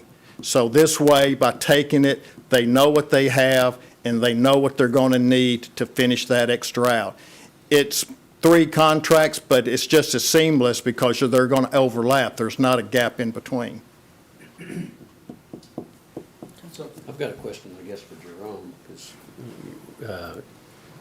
he had a business of Thomas Hutton over here, and my question to him would be, if that's how you all did it, did you ever run into any issues that he's trying to correct by doing it in 3 contracts? I mean, what he's saying makes sense stepwise, but if you're trying to save time, you basically know what you have designed from point A to point B. You know there's going to be right-of-way acquisitions based on your survey and your concept layout. And I just don't want us to get stuck in the steps of following a TDOT process when it's not a TDOT job. Which I wouldn't. Like I said, we don't have to complete right away before we can move into construction design. We can move into We that. went into full-blown design based on just a survey from the surveyor. Well, that's my question. And then we developed right-of-way documents from those. But did you ever get into a point where you had to make corrections to those because you did it up front? No. Okay, and I think that's what you're trying to stop, right? You want to make sure we take it in phases so that. There's a lot in that intersection. Right. There's a lot of unknowns. But during the survey locates all those utilities. Right. All the utilities come out and locate, and then that's picked up in the survey. Right. So you've got all that in the survey. And then when you get into your design, it's about, okay, which ones are those are going to have to be relocated? Yeah. I'd much rather go in design and then develop the right-of-way documents after that, because you know what you're dealing with. You know, that's what I would be doing. I've got well, that. And like I said, we can go, Yeah. we can ask for the full Sure. thing out to construction plans, and do it that way. I don't want to dictate how you're doing it. I'm just trying to throw out ideas. How much time, talking about the way you're discussing it, how much time would you save with that? You're going to save 6 months. Are you gonna end up spending more money in case In my opinion, no.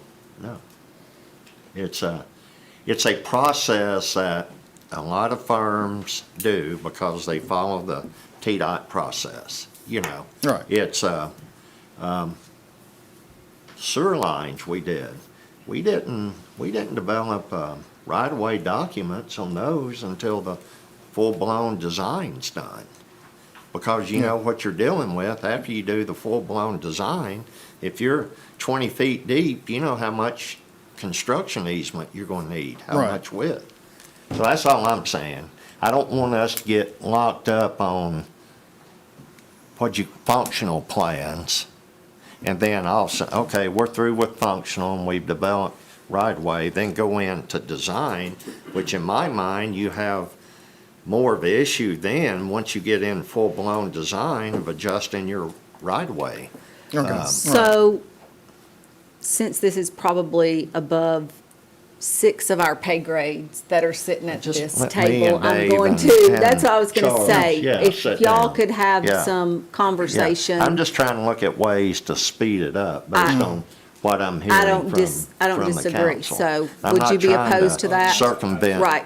Yeah, and Okay. actually, the main Charles thing to is speed it like, up yeah. is Right. to keep the scope more condensed Sure, and just going to sure. Austin and not going out that Right. extra .56 miles, so that's Yeah. going to be your biggest time And then saver. Wait, no, I don't agree with that. You Oh, already well, said doing we a could split that survey, out. but we'll concentrate our design efforts on phase one and keep that one tracking Yeah, first. that's fine, but not, what you said was not focus on two at all.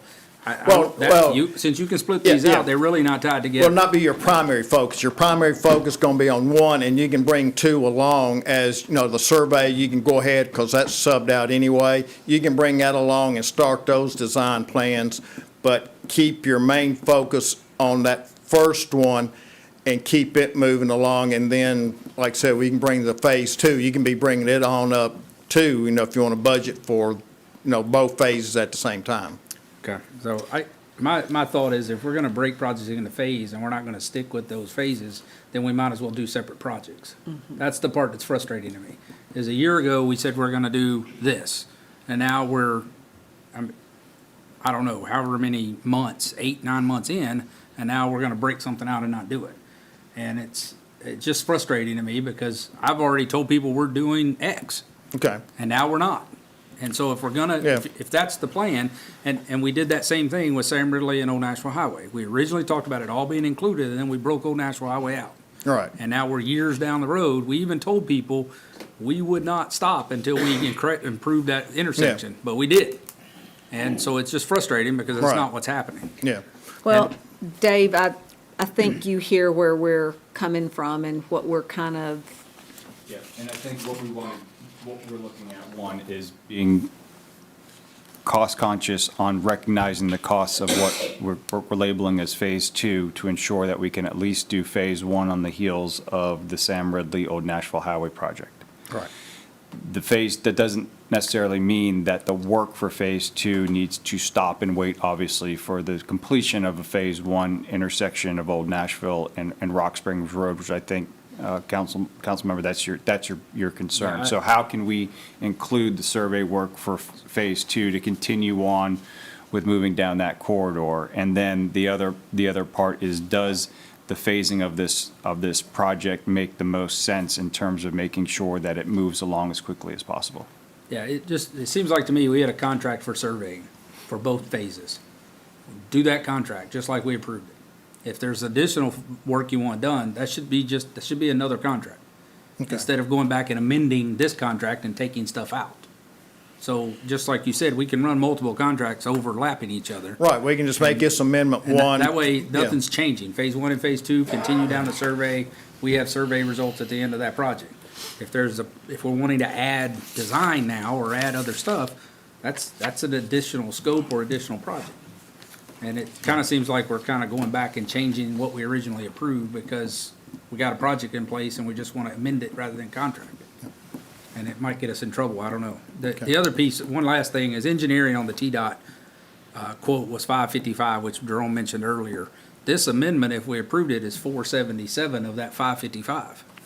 We still don't even have final design. So when you're talking about saving money, we're gonna be way over the $9 million estimate at this rate.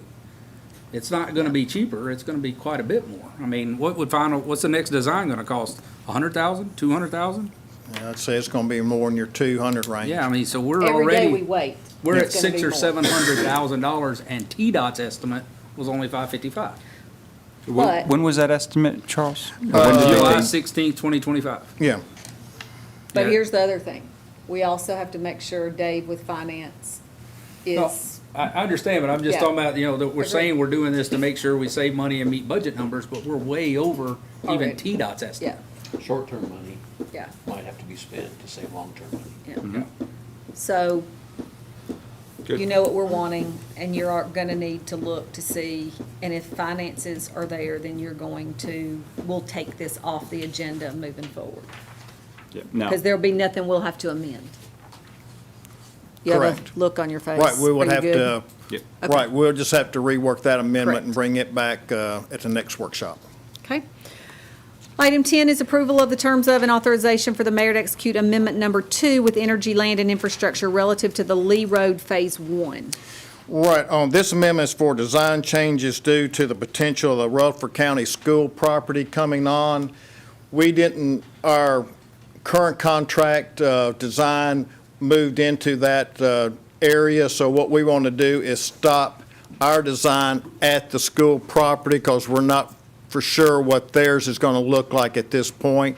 And we're also had some hydraulic issues that we had to address. And also, we're going to go ahead and add the sidewalk on both sides of the roadway and not just on the development side. If I can expand on that a little bit. When we got this amendment, just about, and we might have even gotten this on the agenda already, is when we got the traffic study for the Lee Road schools. So we included that in the agenda item for you and the public to see, and it's substantial. So while I do think, and I know what conversation we just had, I do think we need to continue with the design that we currently have with the modifications that Charles talked about and is asking for this evening. But I think we also have to have a conversation about the remaining portion of this roadway and how we want to address that. Because not only is it some of our annexed roadway, but it also is some county roadway. And then, of course, as Charles said, some of the responsibility of this will be the school board based off of, the traffic study recommendations that they've made. I have some real concerns about the school project out there and us making sure that we have that road ready when that school comes to be. I think Jerome was the only one that wasn't on here when we did Enon Springs Road West and getting out there and trying to have that open when Rocky Fork came out there. We do not want to be in that same position. And I did look at the traffic study. It concerns me the traffic study was not done when school was in session, and that they said that would not have a lot of impact. There wasn't another school around. Right, and Which you Stewart's can't Creek tell did, me, yeah. you can't tell me that Stewart's Creek Right. doesn't make an impact Oh, I on know that that, road yeah. when school is in session, so, but I don't think we can sit back and wait for the county or the county school board. I think we're gonna have to do our part. And somebody tell me on the map, the green road is city limits, the blue is not, or is it the other way around? Or is that not related at all? Right, the green, it breaks at the current city limits. Yeah, but which one's the city limits, which side? To the left, to the west. So back towards Oak Meadows and all the Woodmont. Do you see the colors, blue and green? Yes, sir. Which one's which? Green is ours. Perfect, that's what I'm trying to get to. Right, So, and then the school property comes in there right at the green-blue line. That's where that comes in. You have that new enclave at Lee Road that just came on, so we have annexed a little bit more of the road out to that point. But like I said, the school property is right there at the green-blue break. So is But where then you the- add to that, the intersection, that is the intersection we've talked about for forever, the roundabout. that for the roundabout, but I'm telling y'all, and y'all already know this, people sitting in this audience and people driving down that road, they're not gonna know where green and blue stops. No, I drive They're it every gonna day. say, they're gonna say, the town of Smyrna did not do the road going to prepare for that school coming. So that, one of the conversations I had with Dave earlier today about this was, my thought process was that we basically annex the rest of the road and do it right the first time. Because we're not gonna get the county government they're not gonna have the extra money laying around to do this right now. Even if we could get them to partner. The county school's gonna do their part from the school, but they're not gonna come all the way down to that intersection. And since we already have been allocating space in front of Greystone for this road, then it seems like we should go ahead and do the work and build it the way it should be done now. And we kinda had. go through there? It's actually right, but Just to the left of the intersection there at Lee Road and Rocky Fork, the corridor is just right there, and it cuts through part of Fox Meadows. It cuts through there, so it goes through Fox Meadows, doesn't it? It cuts off a corner of it. It's on the edge of Fox Meadows. So Right between Fox the Meadows. intersection that's presently there, will suffice for the new road also? If we put a roundabout there as this traffic study shows? That would be our contention. Hey, Charles, Uh, I was looking for the pointer. I'm sorry. That's why, like I said, the mayor was saying, if we took it on, we would make sure that it works for our long-term benefit with that McEwen connector, that we take that in account. If the county's doing it, they may just, we're not gonna look at that, we're just gonna fix the intersection, and then we had to come out in however many years and rebuild it all because it doesn't align with our current corridor. Thank you, Kevin. Kevin was He hiding. Yes, he was. I mean, I can imagine what they would probably do is, even if we just tried to fix Okay, it for now I'm now, in it's gonna be a red light and some turning lanes. Yeah. That's it. So Well, give me the, take done there. Got your clicker But- fixed up there, Charles. but here's the other thing, and Kevin, or Charles, you may know, with Poplar Hill, the county helped Murfreesboro with a portion of that. What is it that they helped them do? They may have supplied some money, but I think the county road department built the road. I believe they actually built the road on that. So But that's. Kevin, I believe that's correct, yes. I guess here's my thing, I think we need to whatever Murfreesboro received, I think we need to ask for the same thing, but I think it needs to be done how we want it done. I would agree that we take the lead on it, on design, and then go back to the schools and the county and ask for funding on it. Since we are taking on the school part and we'll be taking on the county part. But guys, we can't drag our heels on this. Well, I'd like to discuss the traffic impact study. I don't know if now's the correct time to do it. Just reviewing that, they recommend a roundabout at Lee Road, Rocky Fort, and that awkward intersection that we've all talked about needs a roundabout. They've also talked about a roundabout at the entrance to the school off of Lee Road. So where is that? That's where the green and Blue, green and blue meet. I don't know, Tom and I talked about that, we don't know how that works. well, that's what traffic impact study's recommending. Right. That was done. The other question I have, would a back entrance off of the school property onto Rocky Fork there not make sense also to alleviate some of that one-way in, one-way out Yes, traffic? it would if the school can get it. Well, Talking about the back gate? Yeah, yeah. the school wants. That won't go through a subdivision. But here's the thing, Yeah. I totally agree, because what are we having to do with Rocky Fork right now? We're having to do Spring Hill Drive because there was no second entrance. And so I'm in total agreement Right. that there has to be a second Right. If I back So entrance. we've had conversations with Trey Lee about this project preliminarily, and they recognize, and the traffic impact study obviously also recognizes that they're going to need a secondary means of egress. And so you are correct, though, Mayor. Right now, they don't own any property to get to that road. So that's something I know that they're looking at and trying to work towards. If they'll get there, I don't know. But they recognize their issue.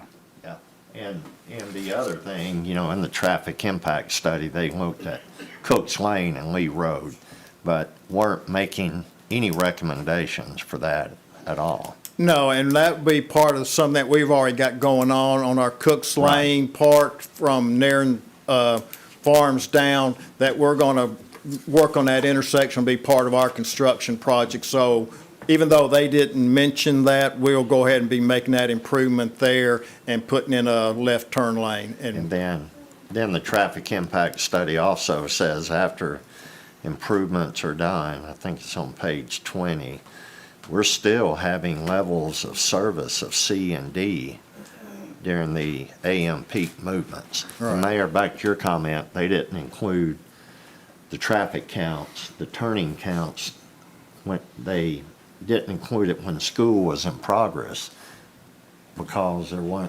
wasn't a nearby school. They need to go revisit that. Yeah, Well- to say it wouldn't have an impact is Right, Yeah. right. Yeah. So Well- hopefully we can include everything in our design if we're going to take lead on it and then ask the county for the funding.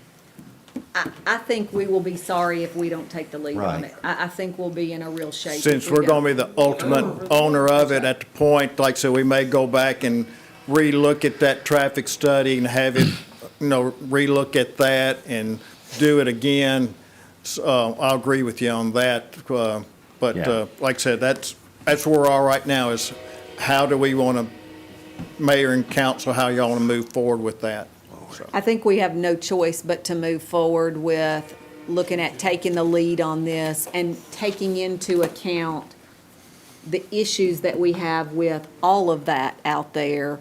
In addition to, how Stewart's Creek affects all of Right. this on top of it, so. Yeah, and just to put this in context, the green really was about making roadway improvements because of existing development out there, having no knowledge that the school board was going to be sticking two schools most likely, a high school and a middle school, on that road.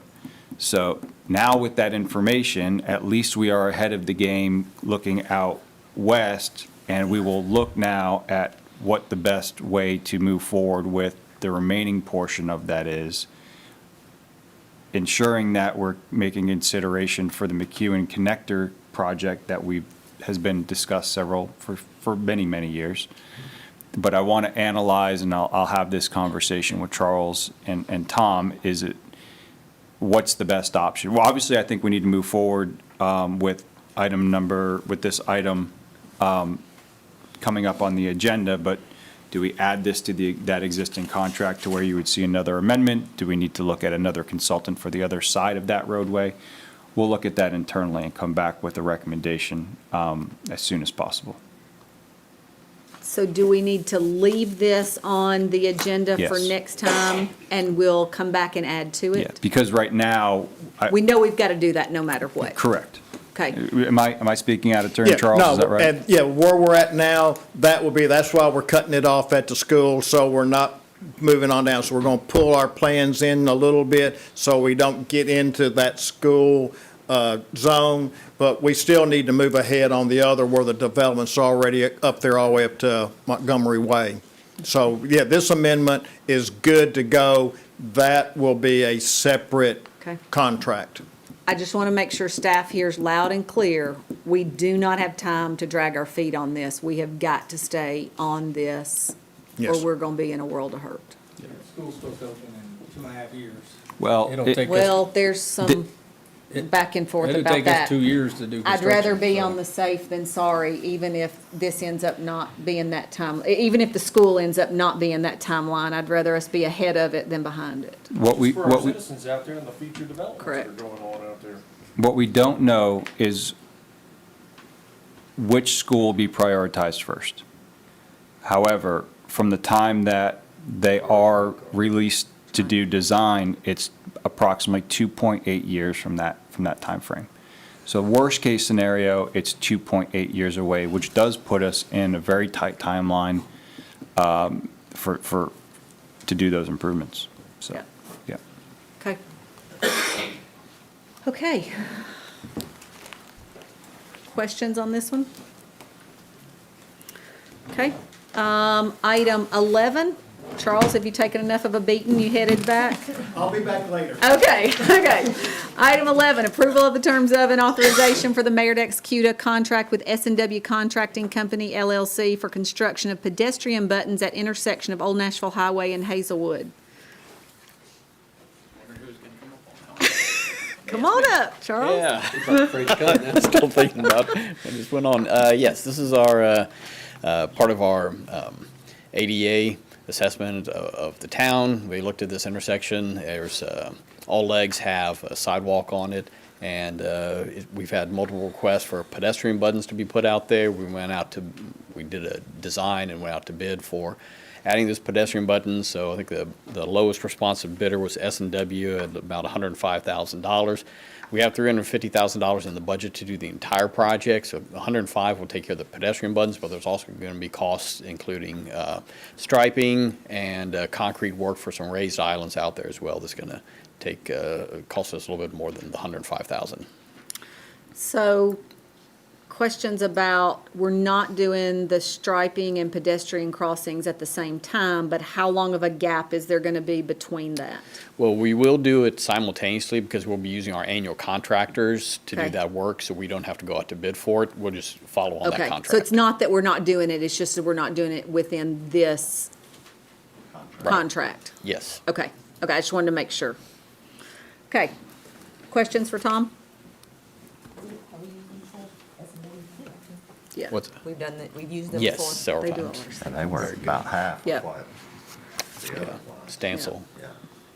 Okay, we'll move on to item 12, which is approval of the terms of an authorization for the mayor to execute a quote from CDWG for a 3-year renewal of the Google Workspace agreement.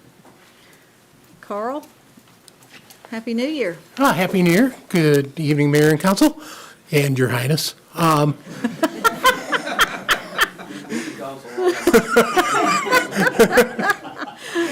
So this request is for a renewal of our contract for Google Workspace, which is our collaboration productivity suite.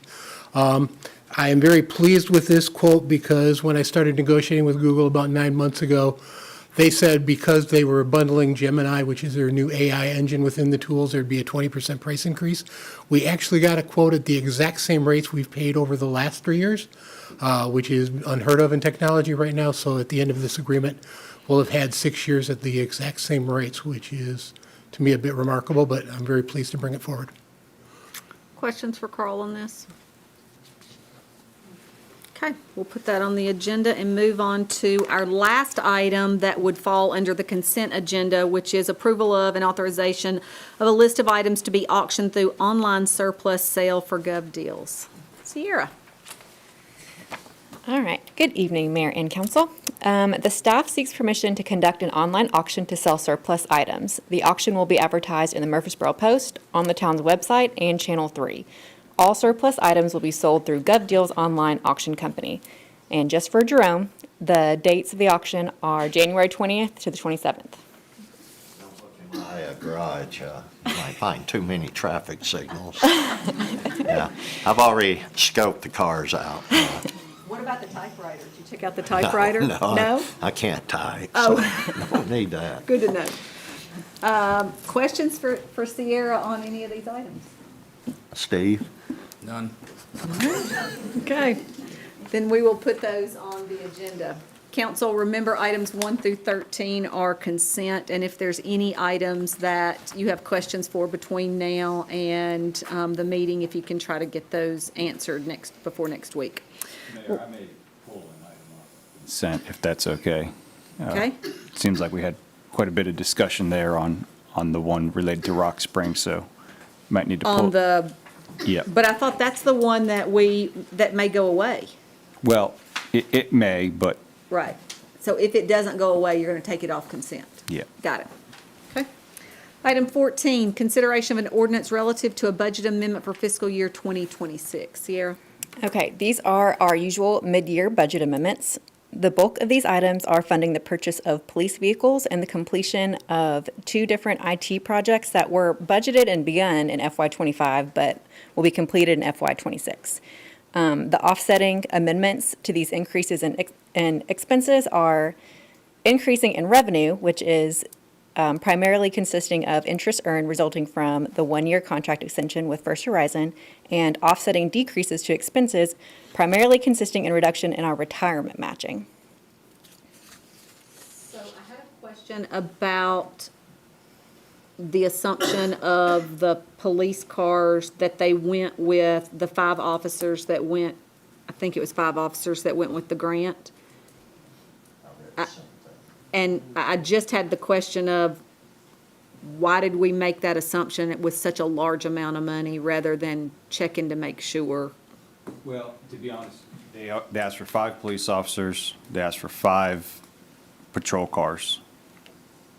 Every police officer comes with a patrol car, so it was assumed, that those were one and the same, so there was no indication of that these were replacement vehicles. But one of the things that that I've done even since that budget is put a little bit more ownership within our fleet department to provide input on the on the recommendations for vehicles that you'll see in this year's budget. So they'll have that input, be able to tell us whether or not these are replacements, if they approve them, and are they new vehicles and that sort of thing. Because I thought we were doing the replacement vehicles with the police department now on a consistent basis. Are we not?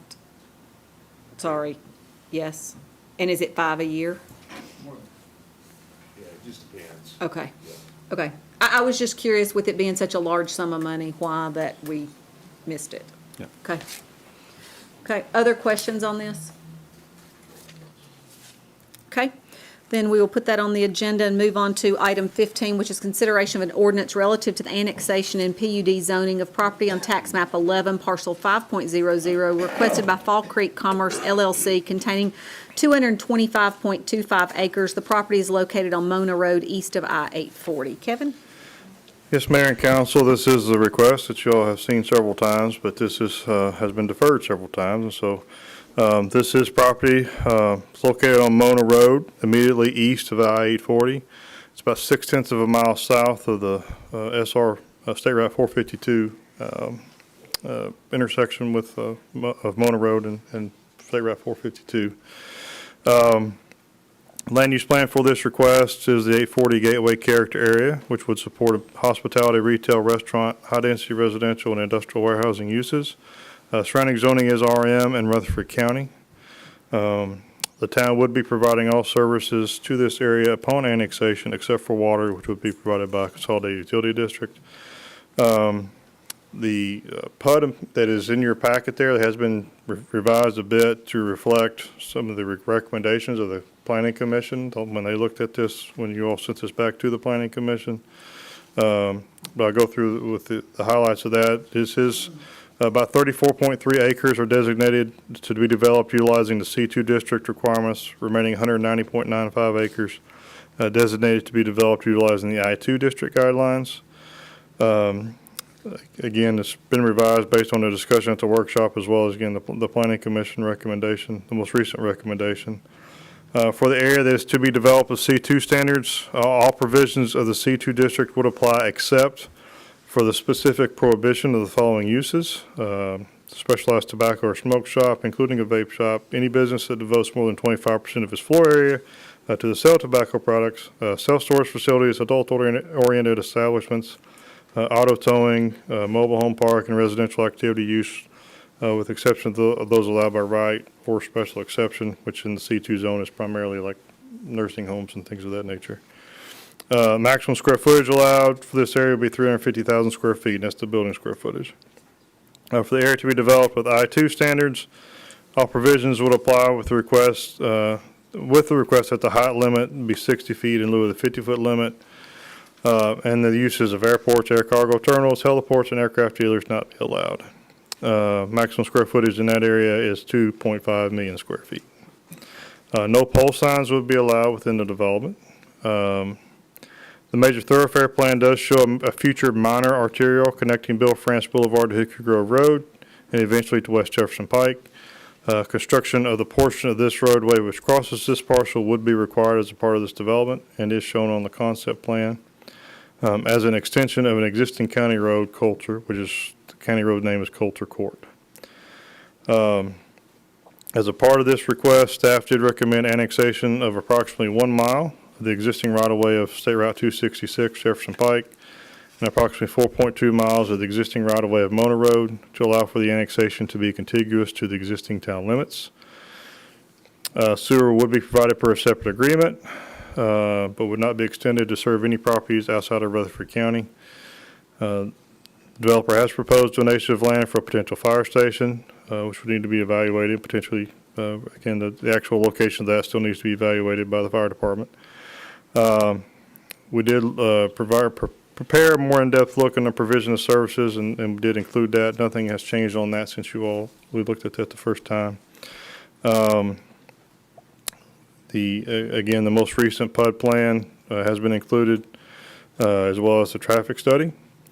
The Planning Commission, the original request was recommended 7-4-0 against. This revised request was heard by the Planning Commission at the November meeting, and the Commission did recommend approval 6-4-1 against with that vote with 3 conditions. No truck traffic shall enter roads south of the development. The interior roadway parallel to IE40 and roadway providing access off Mona is to be completed prior to obtaining permits for Phase 3. Those two roads shall connect together. And then to add a landscape buffer of 100 feet along the edges of the property for any boundary where an existing residence is within 1,000 feet of the property boundary. And again, the PUD that's in your packet now does reflect, has been revised to reflect meeting those conditions. So that's what I have. I know there's been quite a bit of work done on the water sewer agreement, and I'll let Mr. Peach and others to address those comments. So we've been discussing this, golly, has it been a year already? Getting close. Yeah. It was deferred last time for two reasons that I remember. One was the agreement with CUD, and the second thing was Councilman Dempsey asked for their traffic study engineer to come and have discussion with us about their traffic study. So is there anything else that you all remember as the reason we deferred it last time? Okay, Jeff, where are we with the CUD agreement? So we have the signed agreement from CUD and the developer. And are you comfortable with the agreement and any changes that were made by CUD? Yes. The changes were not really relative to the town, so. Yes. They were in regards to CUD Correct. themselves, okay? So at this point, are you all good with hearing from the traffic study engineer about their study? Good? Yes. Okay, perfect.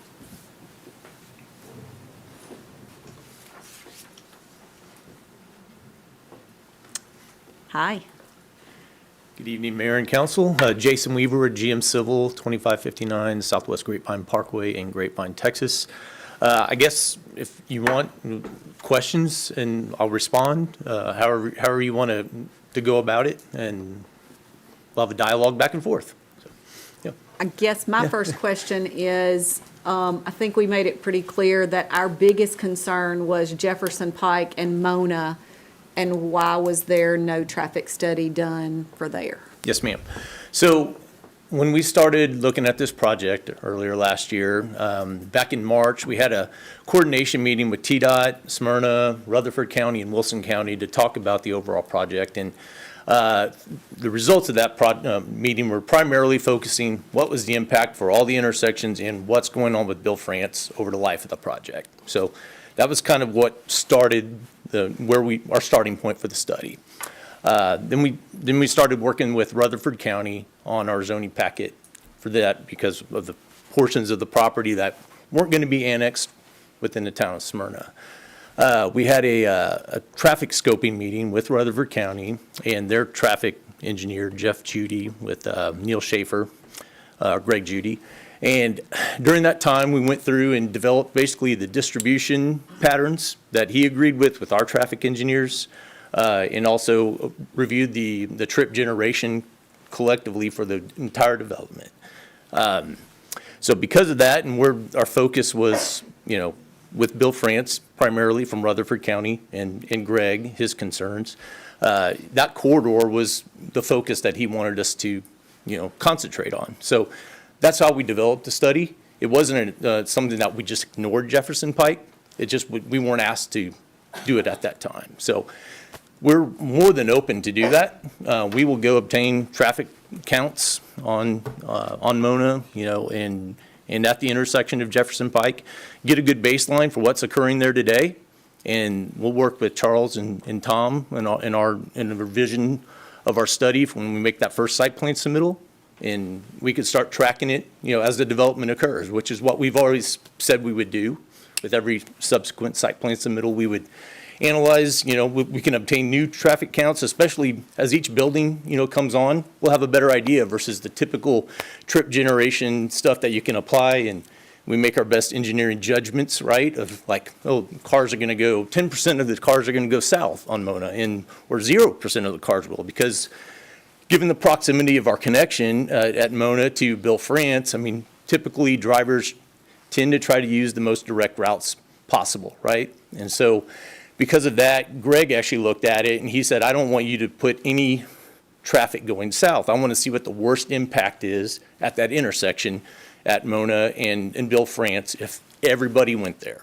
And so that was kind of how it came to be. So we don't have a problem at all. I mean, we will definitely amend any studies and if we need to get, intermediate counts, at different locations along Mona, we'll definitely do it. So, I mean, we've looked at, TDOT had some traffic counts they obtained back in May of '23, and it was just south of Allen Barrett there, and there was about 2,700 vehicles that day.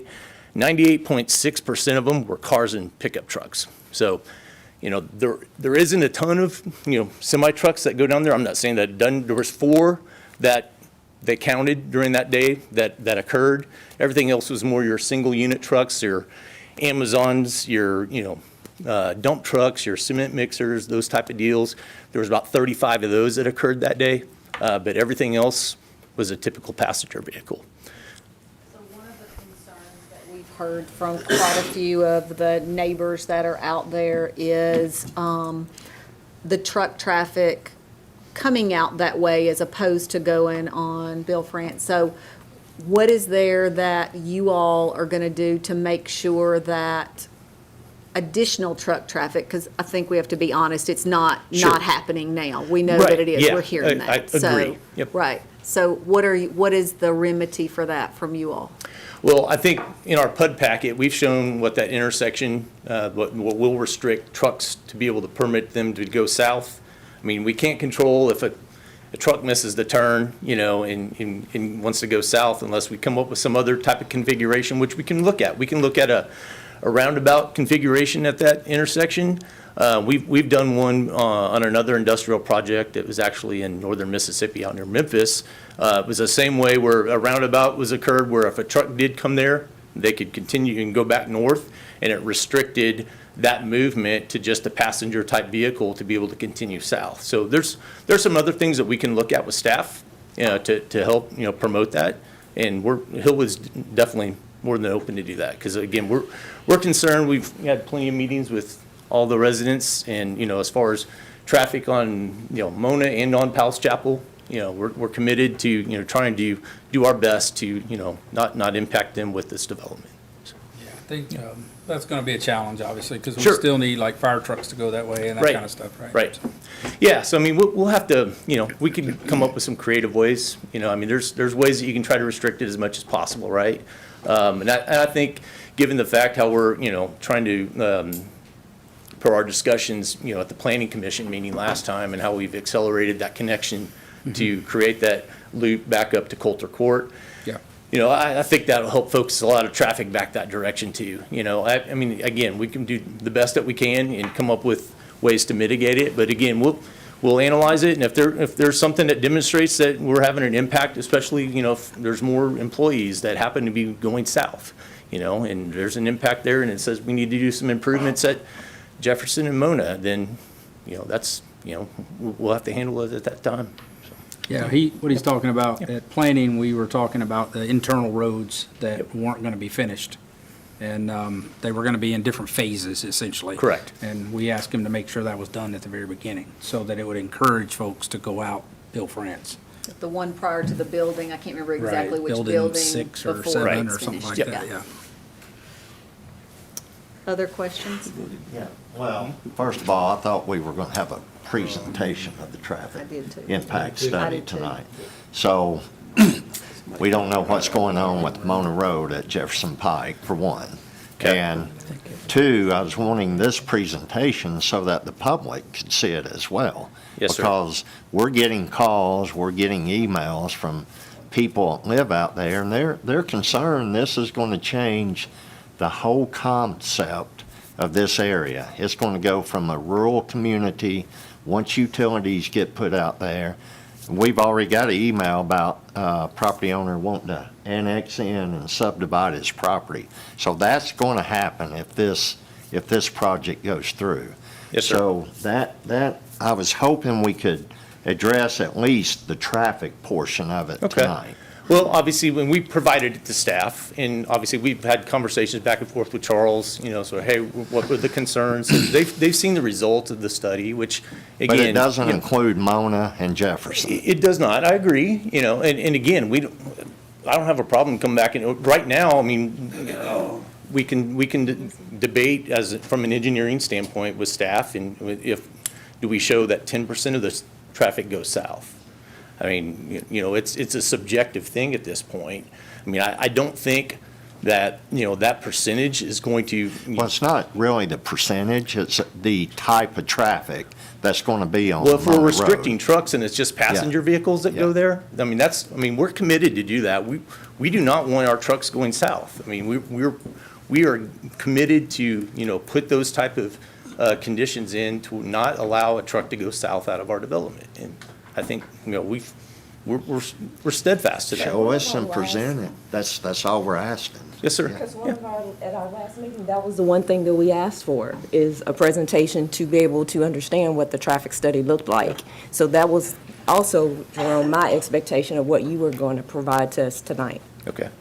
Yeah, I mean, again, and if we misunderstood that, apologize. I mean, I think in our PUD packet, I mean, we did have some traffic, data that was in there that summarized what our results were, and obviously, showed what we were planning to do at that intersection to help, restrict any trucks going to the south. But,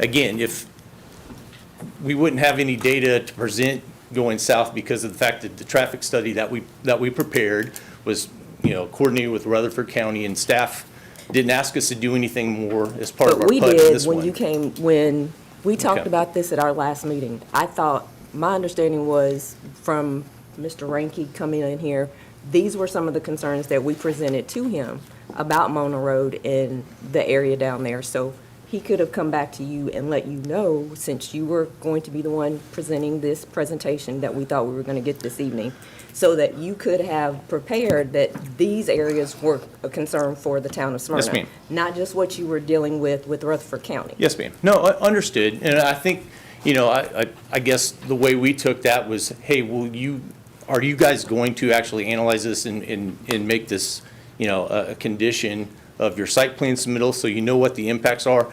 And I think that's what we were anticipating, that, we're agreeing that we will do that, to demonstrate that. I mean, I guess, when we make that first site plan submittal, I mean, you're gonna see what that impact is for that first building, and we can track it through the stage of this development. So if there's something that triggers, with that first building, then, okay, that's gonna be a But condition we've of. already voted on annexation, correct? At that Yes. point? No, we have. No, we have not. I mean, not now, when you submit your site plans. Yes, sir. Oh, Okay. yes, Yeah, yes, yeah. I'm sorry, So we yes, want yeah, to see yeah. it before Right. we get to Right. that point, right? Yeah.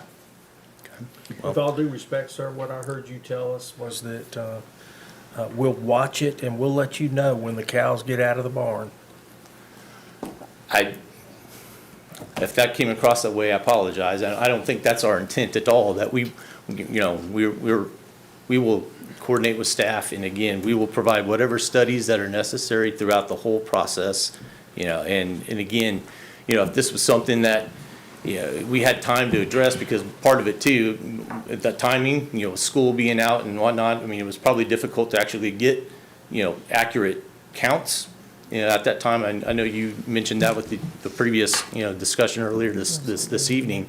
We definitely want to get counts at a time that, reflects what the daily traffic is. So, it would probably be until now that we could have probably started getting that within the next coming weeks, so. Other questions or Well, comments? Mayor, I've got a few things. My biggest concern with this is I've said this numerous times, extended out Hamlinville Road 5 miles to the southwest. Now we're looking at extending to the northeast 5 miles. Are we stretching ourselves too thin to keep up with their infrastructure? I know we have a lot of infrastructure needs. We're opening up a whole new corridor in this area, and it's going to be predominantly warehouses.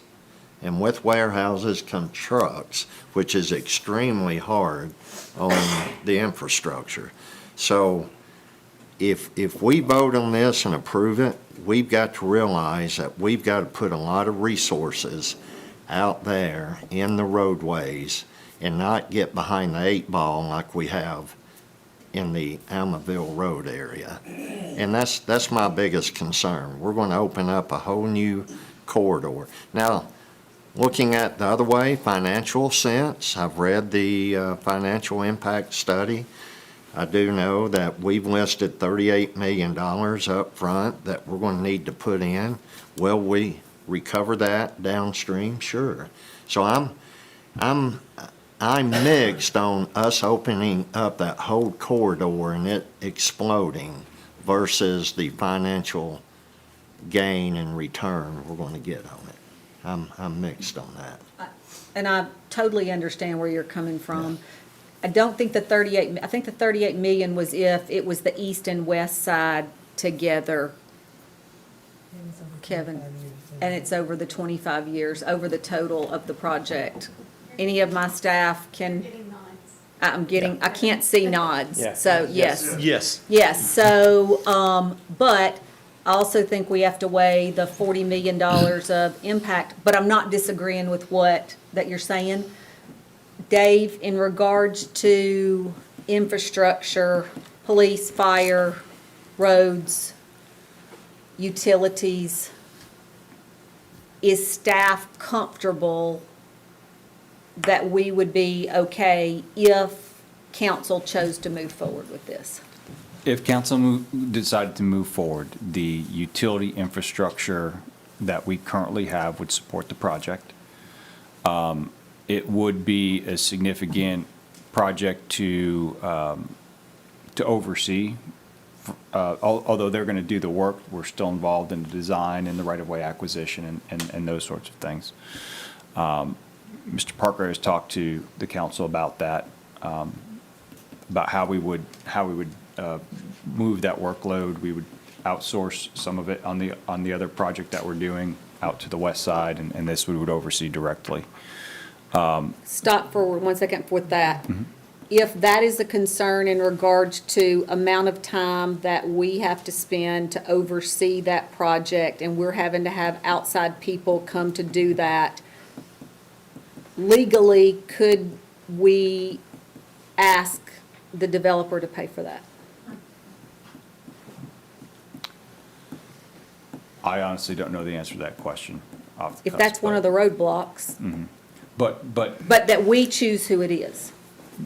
we're still going to want some internal oversight in terms of that, and I think that's Right. really where it's coming from. We were going to do CEI services on Fall Creek, not Fall Creek, Stewart Creek. Stewart Creek. Thank you. Yeah, so we would, regardless of this project, right? Right. So, But Jeff, could we legally ask for that? If you change the agreement to say that, you could.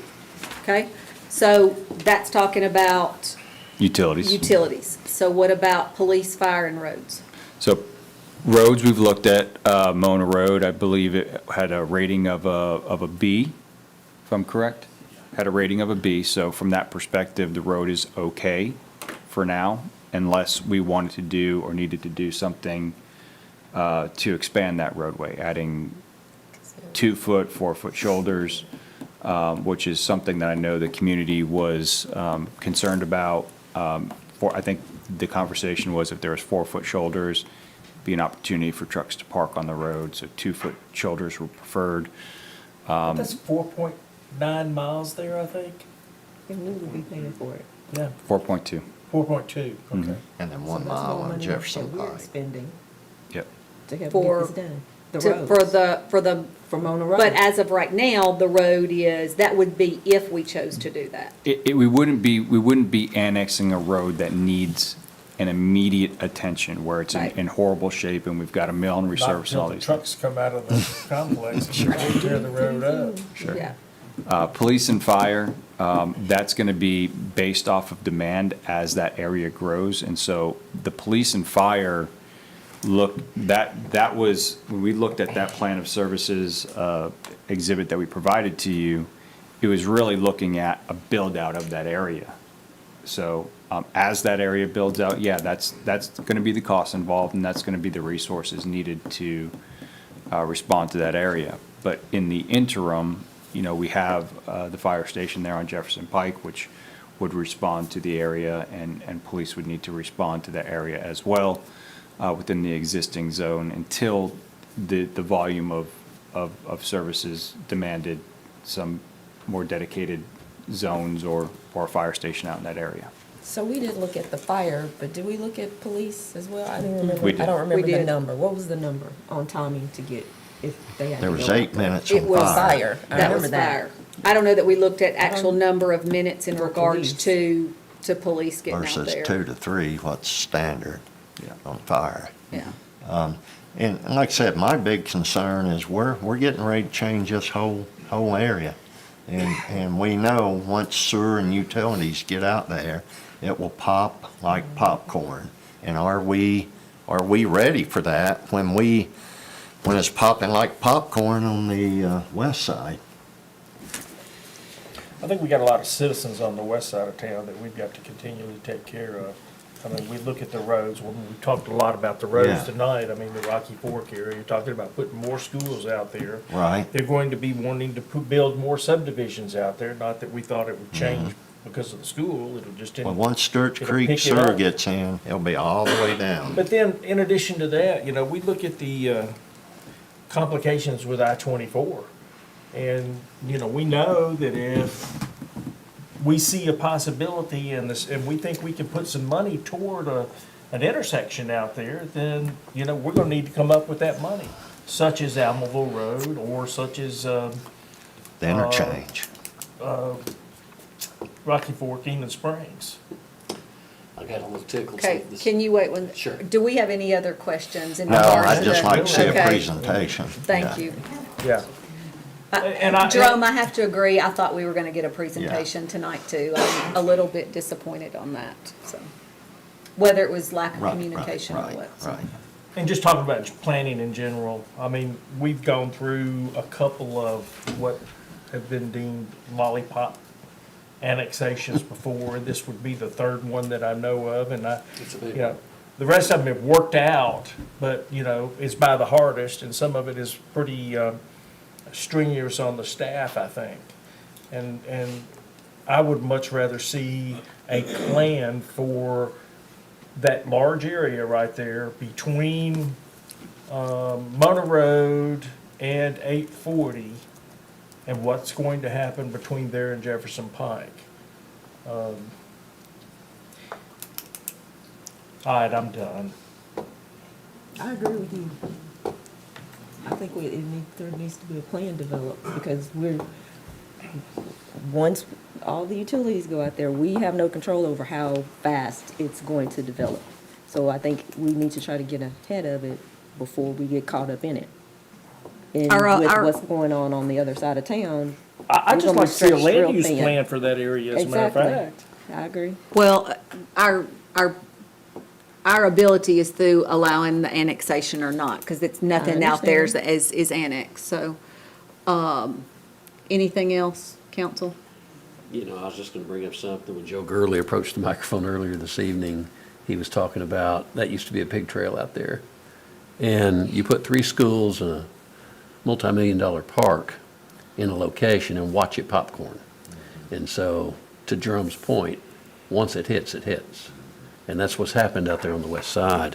Everybody wants a piece of living here as well. We can't lock the door on them, and so they just want what we have. And so it's interesting to me with the growth that we have and the new schools that we have coming in. These are the things that are challenges to us. These are the things we got to get right. Okay, other questions? Okay, we'll move on to item 16, which is consideration of an ordinance relative to the rezoning of tax map 28J, Group A, parcel 1.00, to go from R3 to C4. It's requested by Tracy Maiolo. The property requested to be rezoned contains approximately 71/100ths of an acre and is located at 1191 Rock Springs Road, and this is a second reading. Kevin? Yes, Mayor and Council, this is a piece of property that is directly adjacent to the property that we looked at and was rezoned last month for the same request of R3 to C4. So it is, again, it's directly next door. It's about 950 feet east of the intersection with Spring Hill Drive. Again, land use plan would support this as it is part of our Sam Ridley character area. Surrounding zoning is a mix of R3, C2, and C4. The Planning Commission did review this request, did recommend approval unanimously. No changes. Nothing has changed since first reading, no ma'am. This is the one that is beside the house that we approved last month, and Yes. it kind of finishes off that whole little area right there. Yeah. Any questions on this? Yeah. There is the natural buffer Yeah. of Yeah. the creek behind it, yes. Okay, we'll put that on the agenda and move on to item 17, which is consideration of an ordinance amending Title I, General Administration, Section 1-104, Order of Business of the Municipal Code relative to public comment at meetings. This is a second reading. Amber, you taking this? Yes, ma'am. I Great. am. So there's no changes to this one. This will be up for a second reading. It's essentially just changing the order of business, like it says, to move the public comment period from the beginning of the meeting prior to discussion of business items to after new business items. A couple caveats with this. The way to sign up for public comment will remain in place, so that policy to sign up at least 24 hours in advance will remain. If you are going to speak relative to an item that's listed on the agenda, you will now speak at the time that the agenda item is discussed. If you are speaking on a topic that's not listed on the agenda, you would fall under that public comment period, which will now take place after new business within the meeting. So those are the two caveats to this change within the ordinance. Okay. Questions for Amber? We've had quite a bit of discussion on this. Mayor, the only other thing that I wanted to clarify is I am only doing this for council meetings. Do we want to do this for workshop meetings as well? Or do we want to keep the workshop meeting public comment period at the beginning like we did tonight? Or how do you guys want to do, I was strictly doing it for regular council I meetings. think, don't you think workshop and council? Be consistent, yes. It'd be kind of confusing if it was. But I don't want to see us yet do it, I don't want to see us yet do it for other boards and committees yet. Let's see how it works for us first and let us kind of be the easily guinea pigs confused. for it. Right, and then, so is there anything? Okay. Sharon would Okay. be asleep by now. Yeah. Okay, so we'll move on to item 18, consideration of an ordinance amending the Smyrna Municipal Code. In addition to. What? Oh, Title 5, Chapter 2, relative to the privilege and business taxes. Hey, Ben. Good evening. This ordinance would amend the code to allow us to start assessing a late fee for the minimal business tax. So the girls down at the Treasury approached our office and asked if they could charge a penalty, and there was nothing explicit that would allow them to do that. So that's what this does. It just allows them instead, because people would be able to pay 6-8 months late with impunity. So and it, gives some incentive to pay on time. Questions for Ben on this? Dan, I had a question. I was kind of confused about the 10,000 revenue versus 100,000 revenue. So the state promulgated what is a minimal tax for the business. So it originally was $10,000 and below. If you earn 10,000 or below, then the municipalities collect that tax. Okay. Well, they changed it fairly recently to change that threshold up to 100,000. So Okay. now the threshold's a whole lot higher, so therefore there's a lot more There's more businesses that workload. fall under that umbrella. So Okay. we're doing a lot more work, Now, if trying to it's collect over all this 100 stuff, and, we can't penalize them for being late. If it's over 100,000, then it goes through the state. The state Right, collects that. okay. Anything under, the minimum tax is now 100,000 below, and it's on us to collect. Thank you. Are we good with this one? Yep. Okay, we'll put that on the agenda. Item 19 is consideration of an ordinance amending the 2025-2026 fiscal year fee schedule to add a late penalty for delinquent business privilege taxes. So I'm assuming we're just adding this to our fee schedule. It's the companion ordinance that just changed, actually, the first one authorized the late fee, and this one implements it. Questions on this? Okay, we'll move on to item 20, which is consideration of a resolution in support of a new air traffic control tower at the Smyrna Airport. Evan, would you mind coming and talking a little bit about the need for the, or whoever you would like for, whoever you, Paul, whoever? Okay, and just for Amber's record, will you state your name and address and if you live in the town limits? Paul M., 402 Sandy Court, and we're definitely in the town of Smyrna. That's right. First, I'd like to say thank you for the support of the airport. We've got a lot of things going, and Councilmember Raquel went up the tower in her high heels. So what this does, Evan had met with our congressional delegations in Washington, and we really have some good support with those folks up there. And one of the things that they ask us to do is to gather support for the tower. The tower is 70-plus years old, and it doesn't have an elevator, does it? So what we're trying to do is get a resolution of support. We're talking, the airport is self-supporting, but we don't have $21 million to build the control tower. So we're hoping to get that in the appropriations budget, and Congressman Dargelais has asked, he's kind of taken the lead of this and asked us to get support. Rutherford County is going to do this Thursday night, and we're getting other businesses on the airport to show support for this tower that's really needed.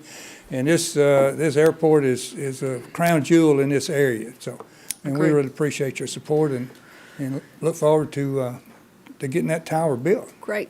I don't think there'll be anybody who would oppose this next week in moving this forward, and we want to do whatever we can do to help move this project forward. Thank you very much. Sure. Elevator will be installed in it. Yeah, we're definitely going to have an elevator. Because it's going to be a 100-foot tower instead of a 80-foot tower. Yes, yeah. Great. Thank you. Okay, thank you. And I didn't, do one of you want to talk about the award, the exciting award that we won? You've got, oh, never mind. I'm sorry, wait, she said we've got it for next, no. She said we've got it next week, and we'll just wait. I don't want to steal Amber's thunder. Does that work? Okay, we'll talk about it next week. Item 21 is consideration of an amendment to the bylaws of the Sister City Relations Committee. Thank you, Mayor. I'll take this one. We have a subcommittee that reviews expenses, and also the Sister City Committee wanted to make some changes as well. So I'm going to go through those and what's being presented to you. The first one is looking at the bylaws, and I think this is a remnants from years ago where the Sister City Committee needed to bring a report in front of the council to show what their expenses were, what their activities were for the year. But that was before we had the subcommittee to look over their finances. And so reviewing that and understanding where that had come from, we're making the recommendation that the report go to the subcommittee at this point. So we are the ones responsible for the approval of their expenses. We should be the ones to look at those on the report. The other one is to clarify the dollar amount that the committee is authorized to allocate or expend in a fiscal quarter, which is for routine, necessary, and directly related business expenses of the Sister City program. Those also, that threshold being $1,500, also does need to be provided in a report to the subcommittee at the next regular meeting that we would have. Still, expenses over $1,500 need to be approved by the subcommittee, and that typically happens when we review their budget. The last change that this would also have is just a change in the age of a chaperone, taking that age from 30 to 27.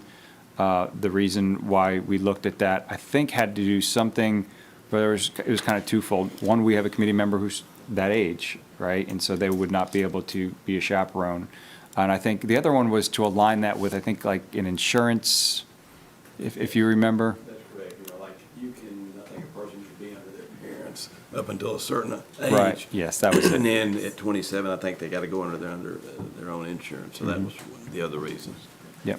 So to recap, the three changes are changing the age requirement for being a chaperone, clarifying the expenditure limit under the authority of the committee, and then 3, making it so that the reporting requirement comes to the subcommittee. Questions on this? Just a quick kind of an update of what we gave that committee. At the beginning of the year, we had $87,000 in that account. Through the fundraising throughout the year and sending 20 kids and chaperones to Japan, we still had $87,000 left in that account. So there was a lot of money that was raised by that group. And then this year, they will not be traveling, so that account will go up even more. But the reason for the $1,500, most of the time, they don't need it because we know of things that are coming up. But for an example, most of the time, it happens when we do like a spaghetti dinner. And we decide, say, in January, we're going to do it. We're going to do it in February. So we want to be able to go ahead and get those materials for that. However, we knew we were going to do it this year, so when we had our last meeting, we've already asked for that money already, so we won't even have to go back this year for it. But it just gave a little bit of a buffer for things that might come up that we're just not expecting. Questions for Jerry or anybody else? Okay. Then we will move on to item 22, discussion relative to the renaming of the bridge on Morton Lane. Jerome, I know this is one that you had asked, so can you take this? Thank you, Mayor. Mr. Gurley approached me several months ago, and I went and talked to Dave about it. And I had mixed emotions about, naming bridges and all that. But as we got into the history of what his family, the property, and he referred to it as a pig lane. And so I think the history of the area and where it's not really designating, a person, it's more of a historical bridge. I decided to bring that to Dave and the council to see what your thoughts on it are. And I do recognize that some bridges in town, there's people that they deserve to be named after. And I thought this was kind of middle of the road where it wasn't really, any one person, but a family, and the property has a historic significance to the park and to the school. We even talked about, Dave and I, naming a walking trail in the park or some kind of feature, maybe just to give the history of Morton Lane and the Gurley family. And so I'm just asking you guys to consider it. When we got the email that had all of the history, there was a ton of it I did not know. Right, I mean, me I either. had no clue. And to be honest with you, when Joe, first of all, I so appreciate Joe and their family and what they've done for the county. But as he was speaking, and he started naming the other families that were out there, that kind of gave me a little bit of pause as to, do we name one over the other? But then the other thing, his sister, did you know Barbara, his sister? No. Just passed away. She just passed away. Yeah. She was She owned the property extension. over on Poplarwood, didn't she? On the back side of the school. And she was a 4-H extension agent and so into education. And I thought, how do we get this history across to, and also honor them as well? And maybe the way is through a marker at the park designating that. Because my only concern is what was it he asked? The Gurley Family Farm Memorial Bridge. The sign would be there, but nobody would know Well, if we had the that history. marker in the park that referenced the bridge and how it was named, I mean, that'd be a good stopping point around the walking trail. To stop, have a bench, read it, and just show the significance of that family in that area. Basically, we wouldn't have a roadway from Almaville Road to Almaville Rocky Fork if they hadn't granted the right-of-way to the county. Mike Moss, I'm sorry, I'm not meaning to put you on the spot, but I am. Can you come up? With the trail at Cedar Stone that's going to be, with the walking trail at Cedar Stone? Yes, That's going to ma'am. be included? Are we going to do the same thing there that we've done at the other parks where we do the markers that talk about the different historical significance? We could. We typically don't when it's inside of a park. If it's a greenway and you're passing several historical areas or something that's natural resources like the lake we do, but it's no problem to do that for the Gurleys, if y'all decide to do that. Obviously, the history's there, or anybody else, maybe families in that area. It's easy to do. We're actually working on some to replace the panels on the greenway. We actually put it in our capital budget, but we may do some before then. So it's doable. We can find the right locations, and you know, if there's a history of that property, you want it to be seen by a lot of people. There's several places where you have a lot of foot traffic that might work for that, if that's the way you decide to go, you know. I mean, to me, this is stuff that we don't want to lose, and Right. that we want to make sure that people understand what the history of the Yeah, property. what came before them, Yeah. you know. Yeah. So when you say additional plaques and other families, are you talking about like other families that had farms out in that area? Or what are y'all talking about as far as? I think we're just what that throwing looks out, like? I think we're throwing stuff out as to what Different could it areas be. of town, yeah. Yeah, or in the park if there's other families Yeah, around. yeah. That'd be up to you guys Yeah. or whatever we decided on that. But that does give you the opportunity. You were talking about the Smith family living up the road. If you want to do something up that way, you got that opportunity Right. where the trail Well, would when be. Mr. Gurley brought up the different families that were out there, it's just hard for me. How do you pick one over another that had more significance? Is my only Well, thing. they dedicated the right-of-way for the roadway, which in turn led to the bridge being built, you know. So I think if we name the bridge the Gurley Family Farm Memorial Bridge, do a little historic marker, and then somewhere else along the trail, if there's other family farms in the area, recognize them as well, or own up the roadway. Sure, yeah. We can make it happen, whatever direction you want to go. Great, thank you. Yes, ma'am. I Counsel? promise I won't be in here asking to name bridges all over town. Well, and I think that has to be, a concern. What happens if another family comes and says, And that's why I had mixed emotions on Right, this. right, and says, my family did X, Mhm. I want this road or this bridge, and we've just typically not, as a council, done that. Well, to Jerome's point, you know, if you don't take a bridge and do something with it, somebody eventually will anyway. Somebody will make a Yeah, bridge, yeah. something anyway. I mean, you know, at some point, that's gonna happen. And if there's a historical relevance to it, then why not make it, you know? Oh, wow, Mike, Set a precedent.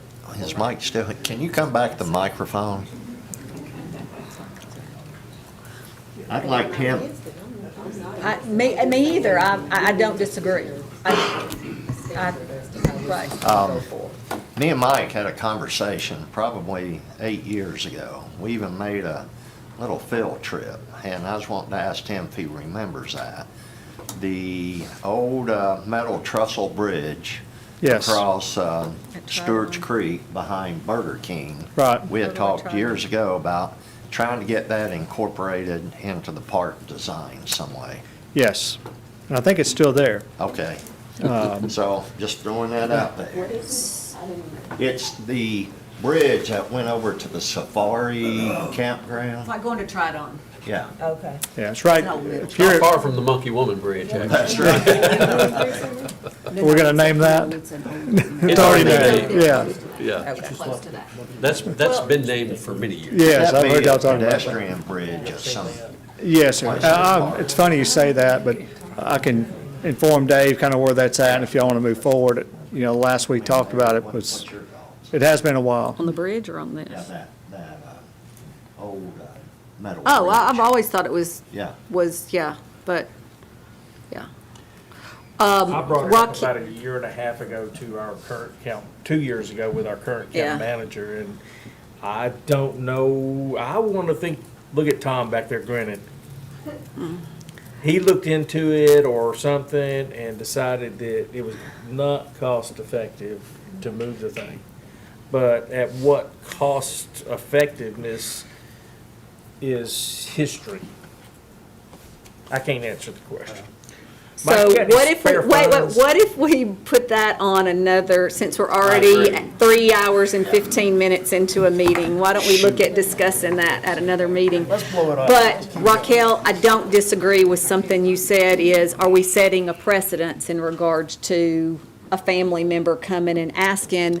But we have no committee that's been set up for designation of naming of bridges or roads or any of Sam Davis, of that. Paul John Bridge in the middle of town. But there's no there's that's what I'm there's nothing that was set up as Right. to what does that look like? So, Well, and we got a stretch of road in front of the old place there for Grady, and then. but that's state. Right, Right. right. And the Kent also has a section. And that's state It's as well. She was Yeah. on the state roads, it's Oh, I know. not our It's, deal. it's not our, Mayor Spivey's got one. Right. Sam Mayor Ridley. Spivey Memorial Highway before. Hey, I bet we can get you one. Not going to landfill. so, Yeah. council, are you comfortable with moving forward with this? Would you like to see a committee put in place to look at what guidelines would be in regards to naming things? Do you want to do something that recognizes this family in the park to give more detail? How is it you'd like to move forward? I don't care if you put it on the agenda, I could vote on it one way or the other, but, I think we should probably maybe look at doing something in the park for sure. And, I don't know, I'm not a big fan of naming stuff, so I don't really want a committee to how we're gonna name stuff, because we're just inviting it more. But if you're naming something in the park, somebody else is gonna wanna come and name plaque something. related And to I that- am not against this. No, I'm Please let saying me that- say, that- but I am all about process. That and park- setting a standard so that everybody gets treated equally. So That's my concern. That park specifically being related to the Gurley property is what I'm saying. We're not naming something after them, we're just putting a plaque up discussing the history. I'm okay with that. Okay. I don't know if I would support naming the bridge after them or not. I just had a question I asked Jerry, because I thought he might know, but why was the road named Morton Lane if it was the Gurley's driveway and the Gurley's bridge? Why wasn't it named Gurley Lane? I think a James Morton owned the first section of it. Then the rest of the road went across the creek. That's the problem, right? Yeah. So where does it become Morton versus Gurley property, right? That's the whole problem that we're running into. I'm not trying to take anything away from the Gurley family, but, you know, we did buy all of that land. And, so it's not like it was a donated bridge or anything either. We gotta figure out a way to I would, make it work. We gotta figure out a way to decide how we deal with this issue, with this family as well as other families going forward that may come to us with some historical significance in our town. That's Agreed. my only concern. Just And- put it up for a vote. Keep it on the agenda, let people vote on it. the only thing I hate about that is if people are as Raquel says, against the process and vote against it, it's gonna seem as Right. if it's a vote against the Sure, Gurley sure. family, when it's Definitely. not Yeah. against the Gurley family in any, by any means. I just think it's a slippery slope. I mean, I talked to HG recently, there's a cemetery in my subdivision, Constance Hardeman wrote the declaration to form Rutherford County. And he's buried in my cemetery, in my subdivision, and we don't have a street, a bridge, a building, anything named after him. Hardeman's Mill was also. His mill was Gregory Mill. He started it. It was originally Hardeman's Mill, and it got changed to Gregory's Mill. We've got a, We got a park named after the third family. We've got a plaque, Nash, is it Nash Cemetery on Florida Alameda Road? Springs. Yeah. That they raised the money for and did, Yeah. yeah. So, what do we wanna do? I mean, we can leave it on the agenda, I guess, if you want to, but I don't like the concept. I think I think we should have more conversations about what we're gonna do going forward, or if we're gonna do this going forward, before we make a decision. That's what I really think. Well, that's Raquel's point, there should be a process, Yeah. so that everybody has equal input and equal share of doing those things, right? So if we set a precedent and do it this way one time and another way another time, that's confusing to all of us. We need to have some sort of idea about how it needs to look. If that's placards, I think that solves the issue. Bridge naming, I'm okay. I think I told Jerome, I don't have a big dog in this hunt really, but I kind of see why you might want to do placards in lieu of bridges. I kind of see that because the precedent it sets. But I'm like Steve, you can put it on the agenda and we can talk about it some more. I don't have a worry one way or the other, to be honest. So, if there's concerns about process and precedence, do we want to let staff look at what other communities are doing in regards to naming of things and bring that back to us I've got no in, issue with that. at a workshop? That's my recommendation. Okay. Yeah. So staff, if you could review and let us know what others are, what other communities are doing regarding naming of X, and come back to us. January 29th workshop. If you think you can get it done by then. If you can't get it done, I mean, I don't know this is something that's gotta be done within 30 days. I mean, I think when you feel like you've gathered the information, Yeah, when you no, can come back. no rush. Yeah. It's just, main thing was get out there and discuss it. Well, and I don't want Joe or the Gurley family to think this is anything in regards to a knock on him or No, we're going his to do family something at all, there, yeah. right? Yeah, we're So, going to do something. Yeah, I would really like to have more of a historical marker signifying their contribution to the community and the park and everything. That spells it out. That spells it out, not just a sign that says Gurley Family Bridge. That doesn't mean anything to anybody Well, that's except why I them. say the Yeah. little placard there that gives the history would be a Yeah. companion to that. Yeah, I would love to see something more like that personally, but yeah. okay. So, we'll move on to our final item, the Citizens Academy update. Todd, I hope you don't have an hour-long presentation. Well, I do have 20 slides, but He's got a pointer. so much for renaming it. I was going to rename it the Spearman Memorial Citizens Academy, but forget that part. We just wanted to, Mayor and Council, we just want to give you an update for the Citizens Academy. One thing, we have a nice, cool little logo that, thanks to Heather and Patrick, they created us a nice little logo. But remember, we want to remind everybody, we're about halfway through the application process, and we have several applications already coming in. The purpose of this academy is to educate, engage, and empower. It's to educate the citizens, transparency, let the citizens see and have civil engagement, engage them, have communication, open communications between the citizens, and empower, encourage informed participation. We hope that there's future board members and there's future representative boards and councils that we have in this group. And we've broken it down into 8 sessions. The 8 sessions will be over 9 weeks. Classes will be from 6 to 9 roughly, but it could be a little bit earlier, it could be a little bit later, because we do have some field trips planned. We're going to the water treatment facility, we'll go to a fire hall, criminal justice building. I will say staff has been very, very excited. We have a lot of interactive activities that they've planned, and I think I've told you before, the staff at the event center is very excited to show people what they do. And that's one thing that we're finding, that all the staff is excited for this. One other thing that we're doing is to prepare for this, we've also set up, we call it a beta group, focus group.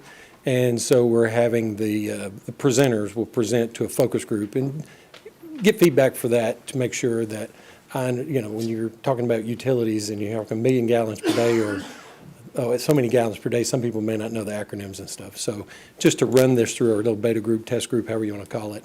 And it actually worked out to our favor because some of the people that we're going to have in it are new employees that really do not know much about the town. So they're going to participate in the focus group to be able to get to see faces and people and know what we do on top of what we normally do for orientation. But I just wanted to encourage, if you have people that you wish to go to the Citizens Academy, to please encourage them to go to our website. It's on the bottom right of the webpage, front of the webpage to apply. On top, excuse me. And we already have, like I said, several applications that are coming in, and it's a wide group of people from retired persons to people that are newly into the town and stuff. So we're excited about it, and we just want to give you an update. That's where we are. And like I said, if you have people that are interested, please push them towards the application and let them participate in this activity with us. How many applicants are you taking at a time? We're hoping to go around 20, and I'll tell you the reason it's 20 is because we do have several field trips that we're taking them in logistics on trying to moving participants from one area to another is not. We got some other cool activities like the golf course. You may get to hit a bucket of balls at the golf course. The event center staff's going to show you how to roll a napkin roll, and they're going to make designs, show you how to do designs and stuff and all that kind of stuff. So, Is council eligible for this? I mean. actually, you have the first night. Council will be in the first night. I want to take the whole course. Yeah. Absolutely. I was thinking about that Absolutely. too, just to Can help we do vet that it. without being, so we don't take up other people's numbers? Who's driving to the water treatment plant? No, I'm just kidding. Yeah, absolutely. I was just gonna cross the Absolutely. And as part of, if you go back to the schedule, you guys have the whole first night. And again, what we like about it is it's an opportunity for Mr. Santucci and for the council and for all of us to, this is what we're doing, this is who we are, this is where we are. So anytime you would like to engage, I think that's the purpose of this, is to engagement, empower, and educate. And by all means, you're well wanted to come to it. Perfect. All right? Thanks, Todd. Mhm. Any other presentations tonight from no one? Yeah. Oh, wait, Charles is raising his hand. Oh, Charles. Come on up, Charles. I'd like to begin this by saying I was asked to present this, so. Okay. Just for my fellow directors. To give you a quick road update, Sam Ridley at Lowry Street. Like I said, this is a TDOT project. The project's going to add 3 new signals on Lowry Street. There will be 2 at each of the ramps that come on and off of Sam Ridley, and there'll also be a new signal there at Jefferson Pike. The signal poles foundations have been poured, and the lane closure on Lowry Street has been removed, so we do have all that laneage open. The contractor has signal installation scheduled for April the 1st of this year, and the project is scheduled to be completed by April of this year. Will you make sure the barrels in front of Taco Bell that go along with that, will you either, if they're not needed, can you ask them to be picked up? Or if they are needed, can you ask them to stand them back up because they're all turned over? Right, I'll get with Okay. TDOT inspector on that to Perfect. see, like I said, if they'll have to do any lane closures once they come in with the signals, but I will have them, like I said, dress up their Perfect. traffic control. Perfect. Will do. Next is Seward's Landing up on Sam Ridley. This is a developer project in coordination with TDOT. The project's going to add a right turn lane from the Lowry Street Bridge all the way down to Motlow College, where it will become a right turn only onto Motlow. A new signal will be installed between Lowry and Motlow into the new development, the Seward's Landing development. We'll add an additional lane on Motlow, so it'll have a dedicated right, through, and left turn lane. And the contractor has mast arms scheduled for April 10th of this year, and the project is to be completed by June, July of this year. Sam Riley at Old Nashville Highway, this is a TDOT local managed project. We'll add 2 through lanes and double left turn lanes on all 4 legs of the intersection. We'll fix the drainage issues in the intersections. What you see out there now is what they're putting in now is the storm pipe up by the CVS across, so that will fix that. It will be a companion one on the opposite side that will drain that corner down towards Walgreens. The contractor is back on site this week after being off during the holidays to remove the traffic control and lane closure, so we are active again, and we're scheduled to be completed by December of this year. Questions for Charles? The rest of Front Street, is that yours or is that Tom's? Tom's the lead on that. Was Tom coming up after you?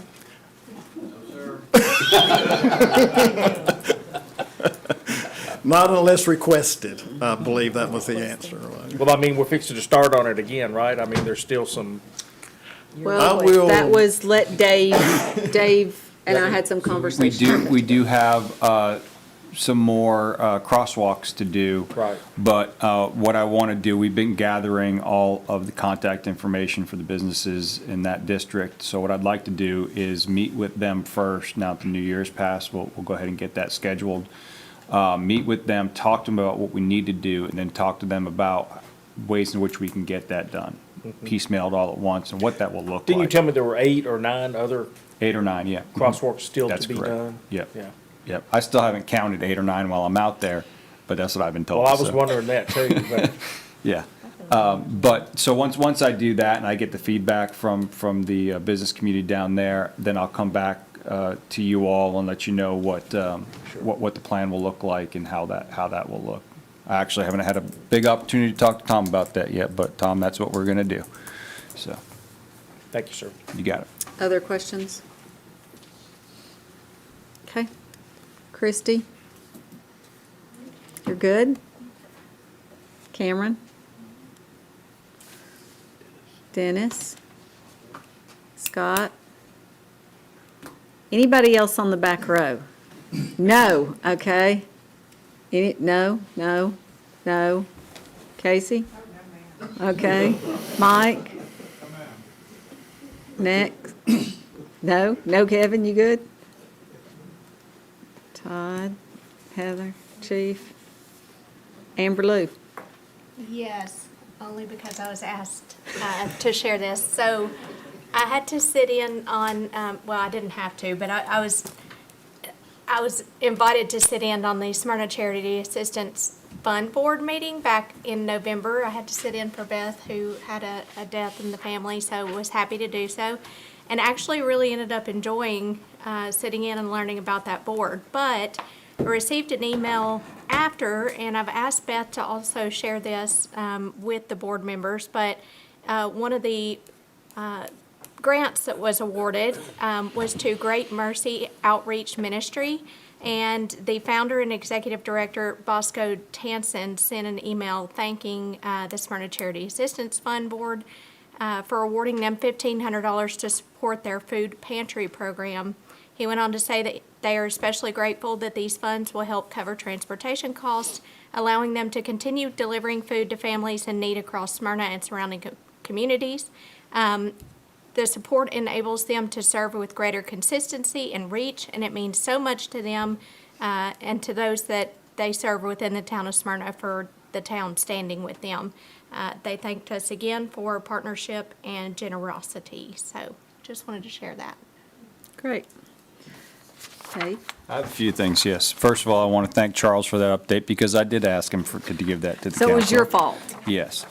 On January 14th, our Building and Codes Department will be hosting a event at the Event Center. This will be to provide home builders and developers with an update to the 2024 ICC code update. And so I just want to let the council know that we'll be doing that. We are implementing these changes along with Rutherford County, Murfreesboro, and some others in the area.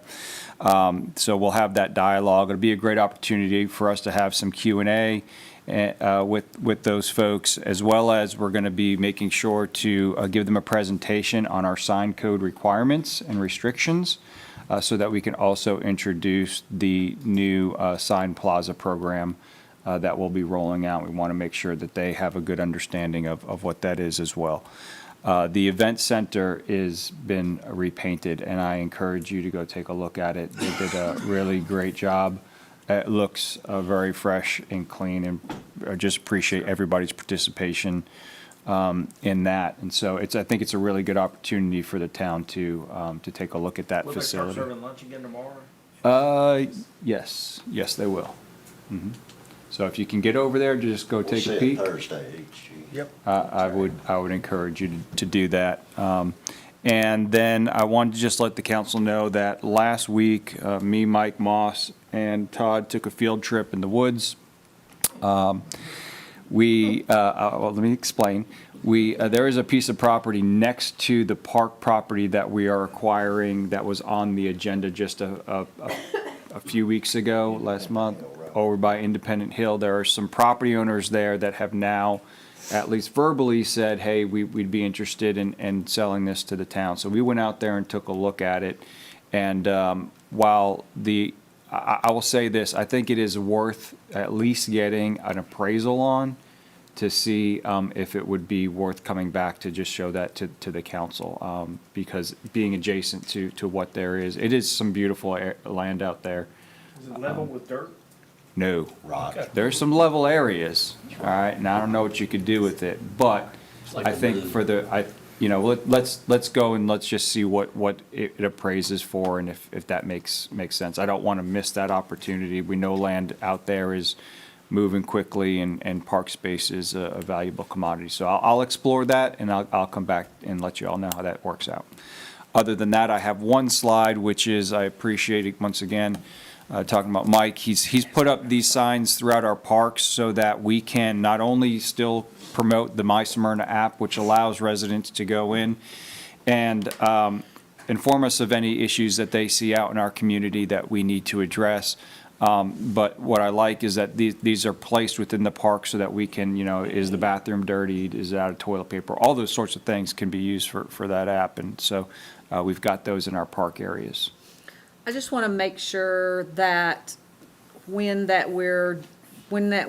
people are using that staff is doing everything they can to move those along as quickly and to give as much information as they can in regards to descriptions. I know citizens get frustrated when they send one in and it's either not replied to, or it takes a long time, or they don't necessarily get the best feedback as to what it needs to do to be fixed. That's all I have. Jeffrey L. Nothing for me. Jerome? Yes, Mayor, I have a slide. Shop with the Cop event. The Smyrna Police Department enjoyed the recent Shop with the Cop event hosted by the Fraternal Order of Police. Each year, Smyrna Police Department officers participate in the event benefiting local children in need of assistance. And that's during Christmas time, right, Chief? Smyrna Police Department is pleased to participate in this event annually and looks forward to next year. So I know that you guys do the thing at Toots, to raise money, then ask the community to make donations, and I think that's a very good program. Thank you for what you're doing. Great. Raquel? As well. So Roundabout Smyrna, discover Roundabout Smyrna, your go-to destination for arts, culture, and connection in the heart of Smyrna. Stay connected with the community calendar, meet local makers, and experience the energy that brings Smyrna to life. There's always something happening at Roundabout Smyrna where entertainment, art, and culture come together. To learn more about Roundabout Smyrna, there is a website, www.roundaboutsmyrna.com. So this website has all of the latest arts and cultural related activities in the town of Smyrna. So if you're looking for something to do, go look us up and come out and get involved. Thank you. G? I hope everybody had a very nice Christmas and starting off the new year good. We're going to help keep Smyrna litter free through 2026. And, you know, one of the ways we're going to do that is with the recycling. And you can also recycle your Christmas tree. We will accept live trees for recycling now through January 19th. At Lee Victory Recreation Park, 110 Sam Ridley Parkway East. Thanks to Carroll's Tree Service, they're going to chip those and repurpose them and put them on our disc golf course and nature trails. Be sure you, Jerome, when you take yours out there, be sure you take off all the ornaments, tinsel, and decorations before you drop it off. I've got one of those pop-ups that you just pop it back in the box. Okay? Won't be any problem with that. Well, just for posterity's sake there, it's located in the football field parking lot back in the back. Thank you. Jerry? Wait, where's your crown? That's right here. Have you eaten all the beanie weenies out of the can already? We're going to survive tonight, right? Okay, in December, the Rotary Club of Smyrna made a generous donation to the Smyrna Seniors Activity Center. Contribution supports the operating budget and helps fund a new bus for the center, ensuring continued access to programs and transportation for our seniors. Rotary Club does a fantastic job. This money came from the Wings of Freedom Fish Fry, and it's done every year, and the money just basically stays in this area. So support that every time you get a chance. But we do thank the Rotary for what they do around town here. I've got a son's got a birthday next week, Tyler. Happy birthday. And he's maybe watching, I'm not sure, but his son Davis said he was going to be watching, but I got a feeling he's probably in bed by now. So It's probably a good thing. To watch you with that. So anyway, thank you for the honor of being the king. So that's all I got. You have to explain that. That's right. Jerry, thanks for being a good sport. All right. It was for a good cause.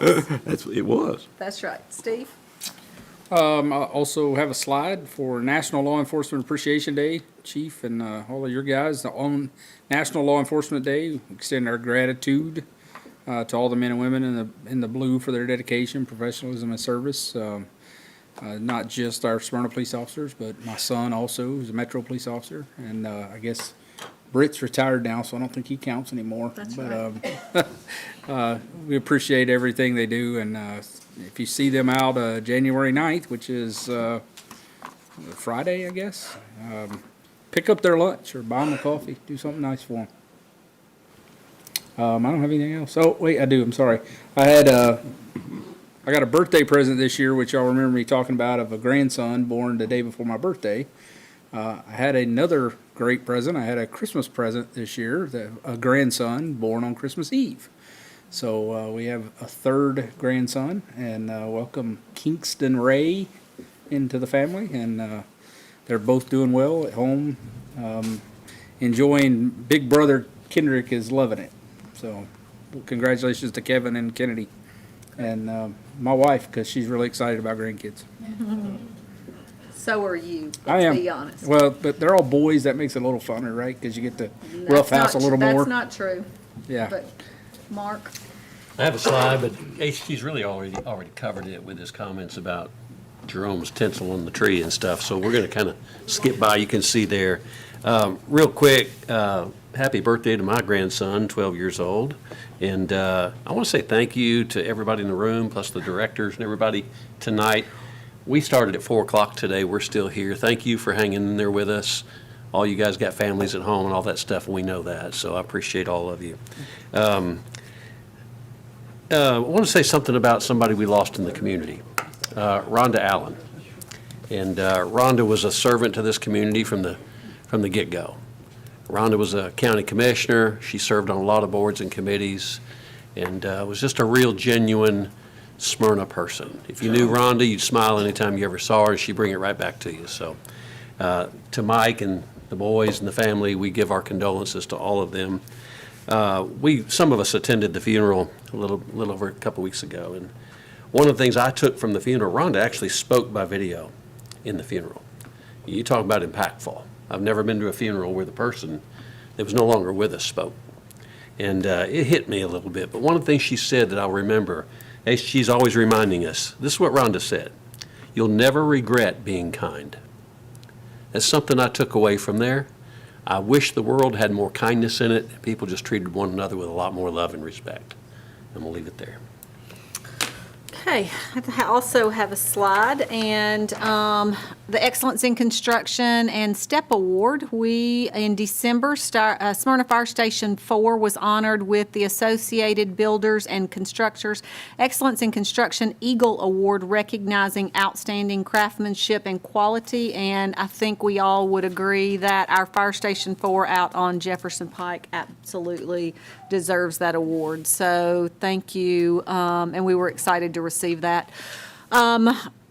Talking about Rhonda, the last conversation, we had quite a long one, and she was discussing her illness and all. But then I got a text not too long after that, and she said, I'm updating my prayer list. What is it you need me to pray for you? And I thought, somebody going through a terminal illness, knowing that she was getting ready to pass away, but she was still thinking about me, my family, and our community. Because she said, what does the community need? So Barbara Davenport is another one. Joe Gurley's sister passed away, and she's one you always wanted on your team. If you had a project to do, she would help you get that done. So two really good ones that we have lost. Council, is there anything else? You sure you don't want to stay longer? If we don't, then we are adjourned.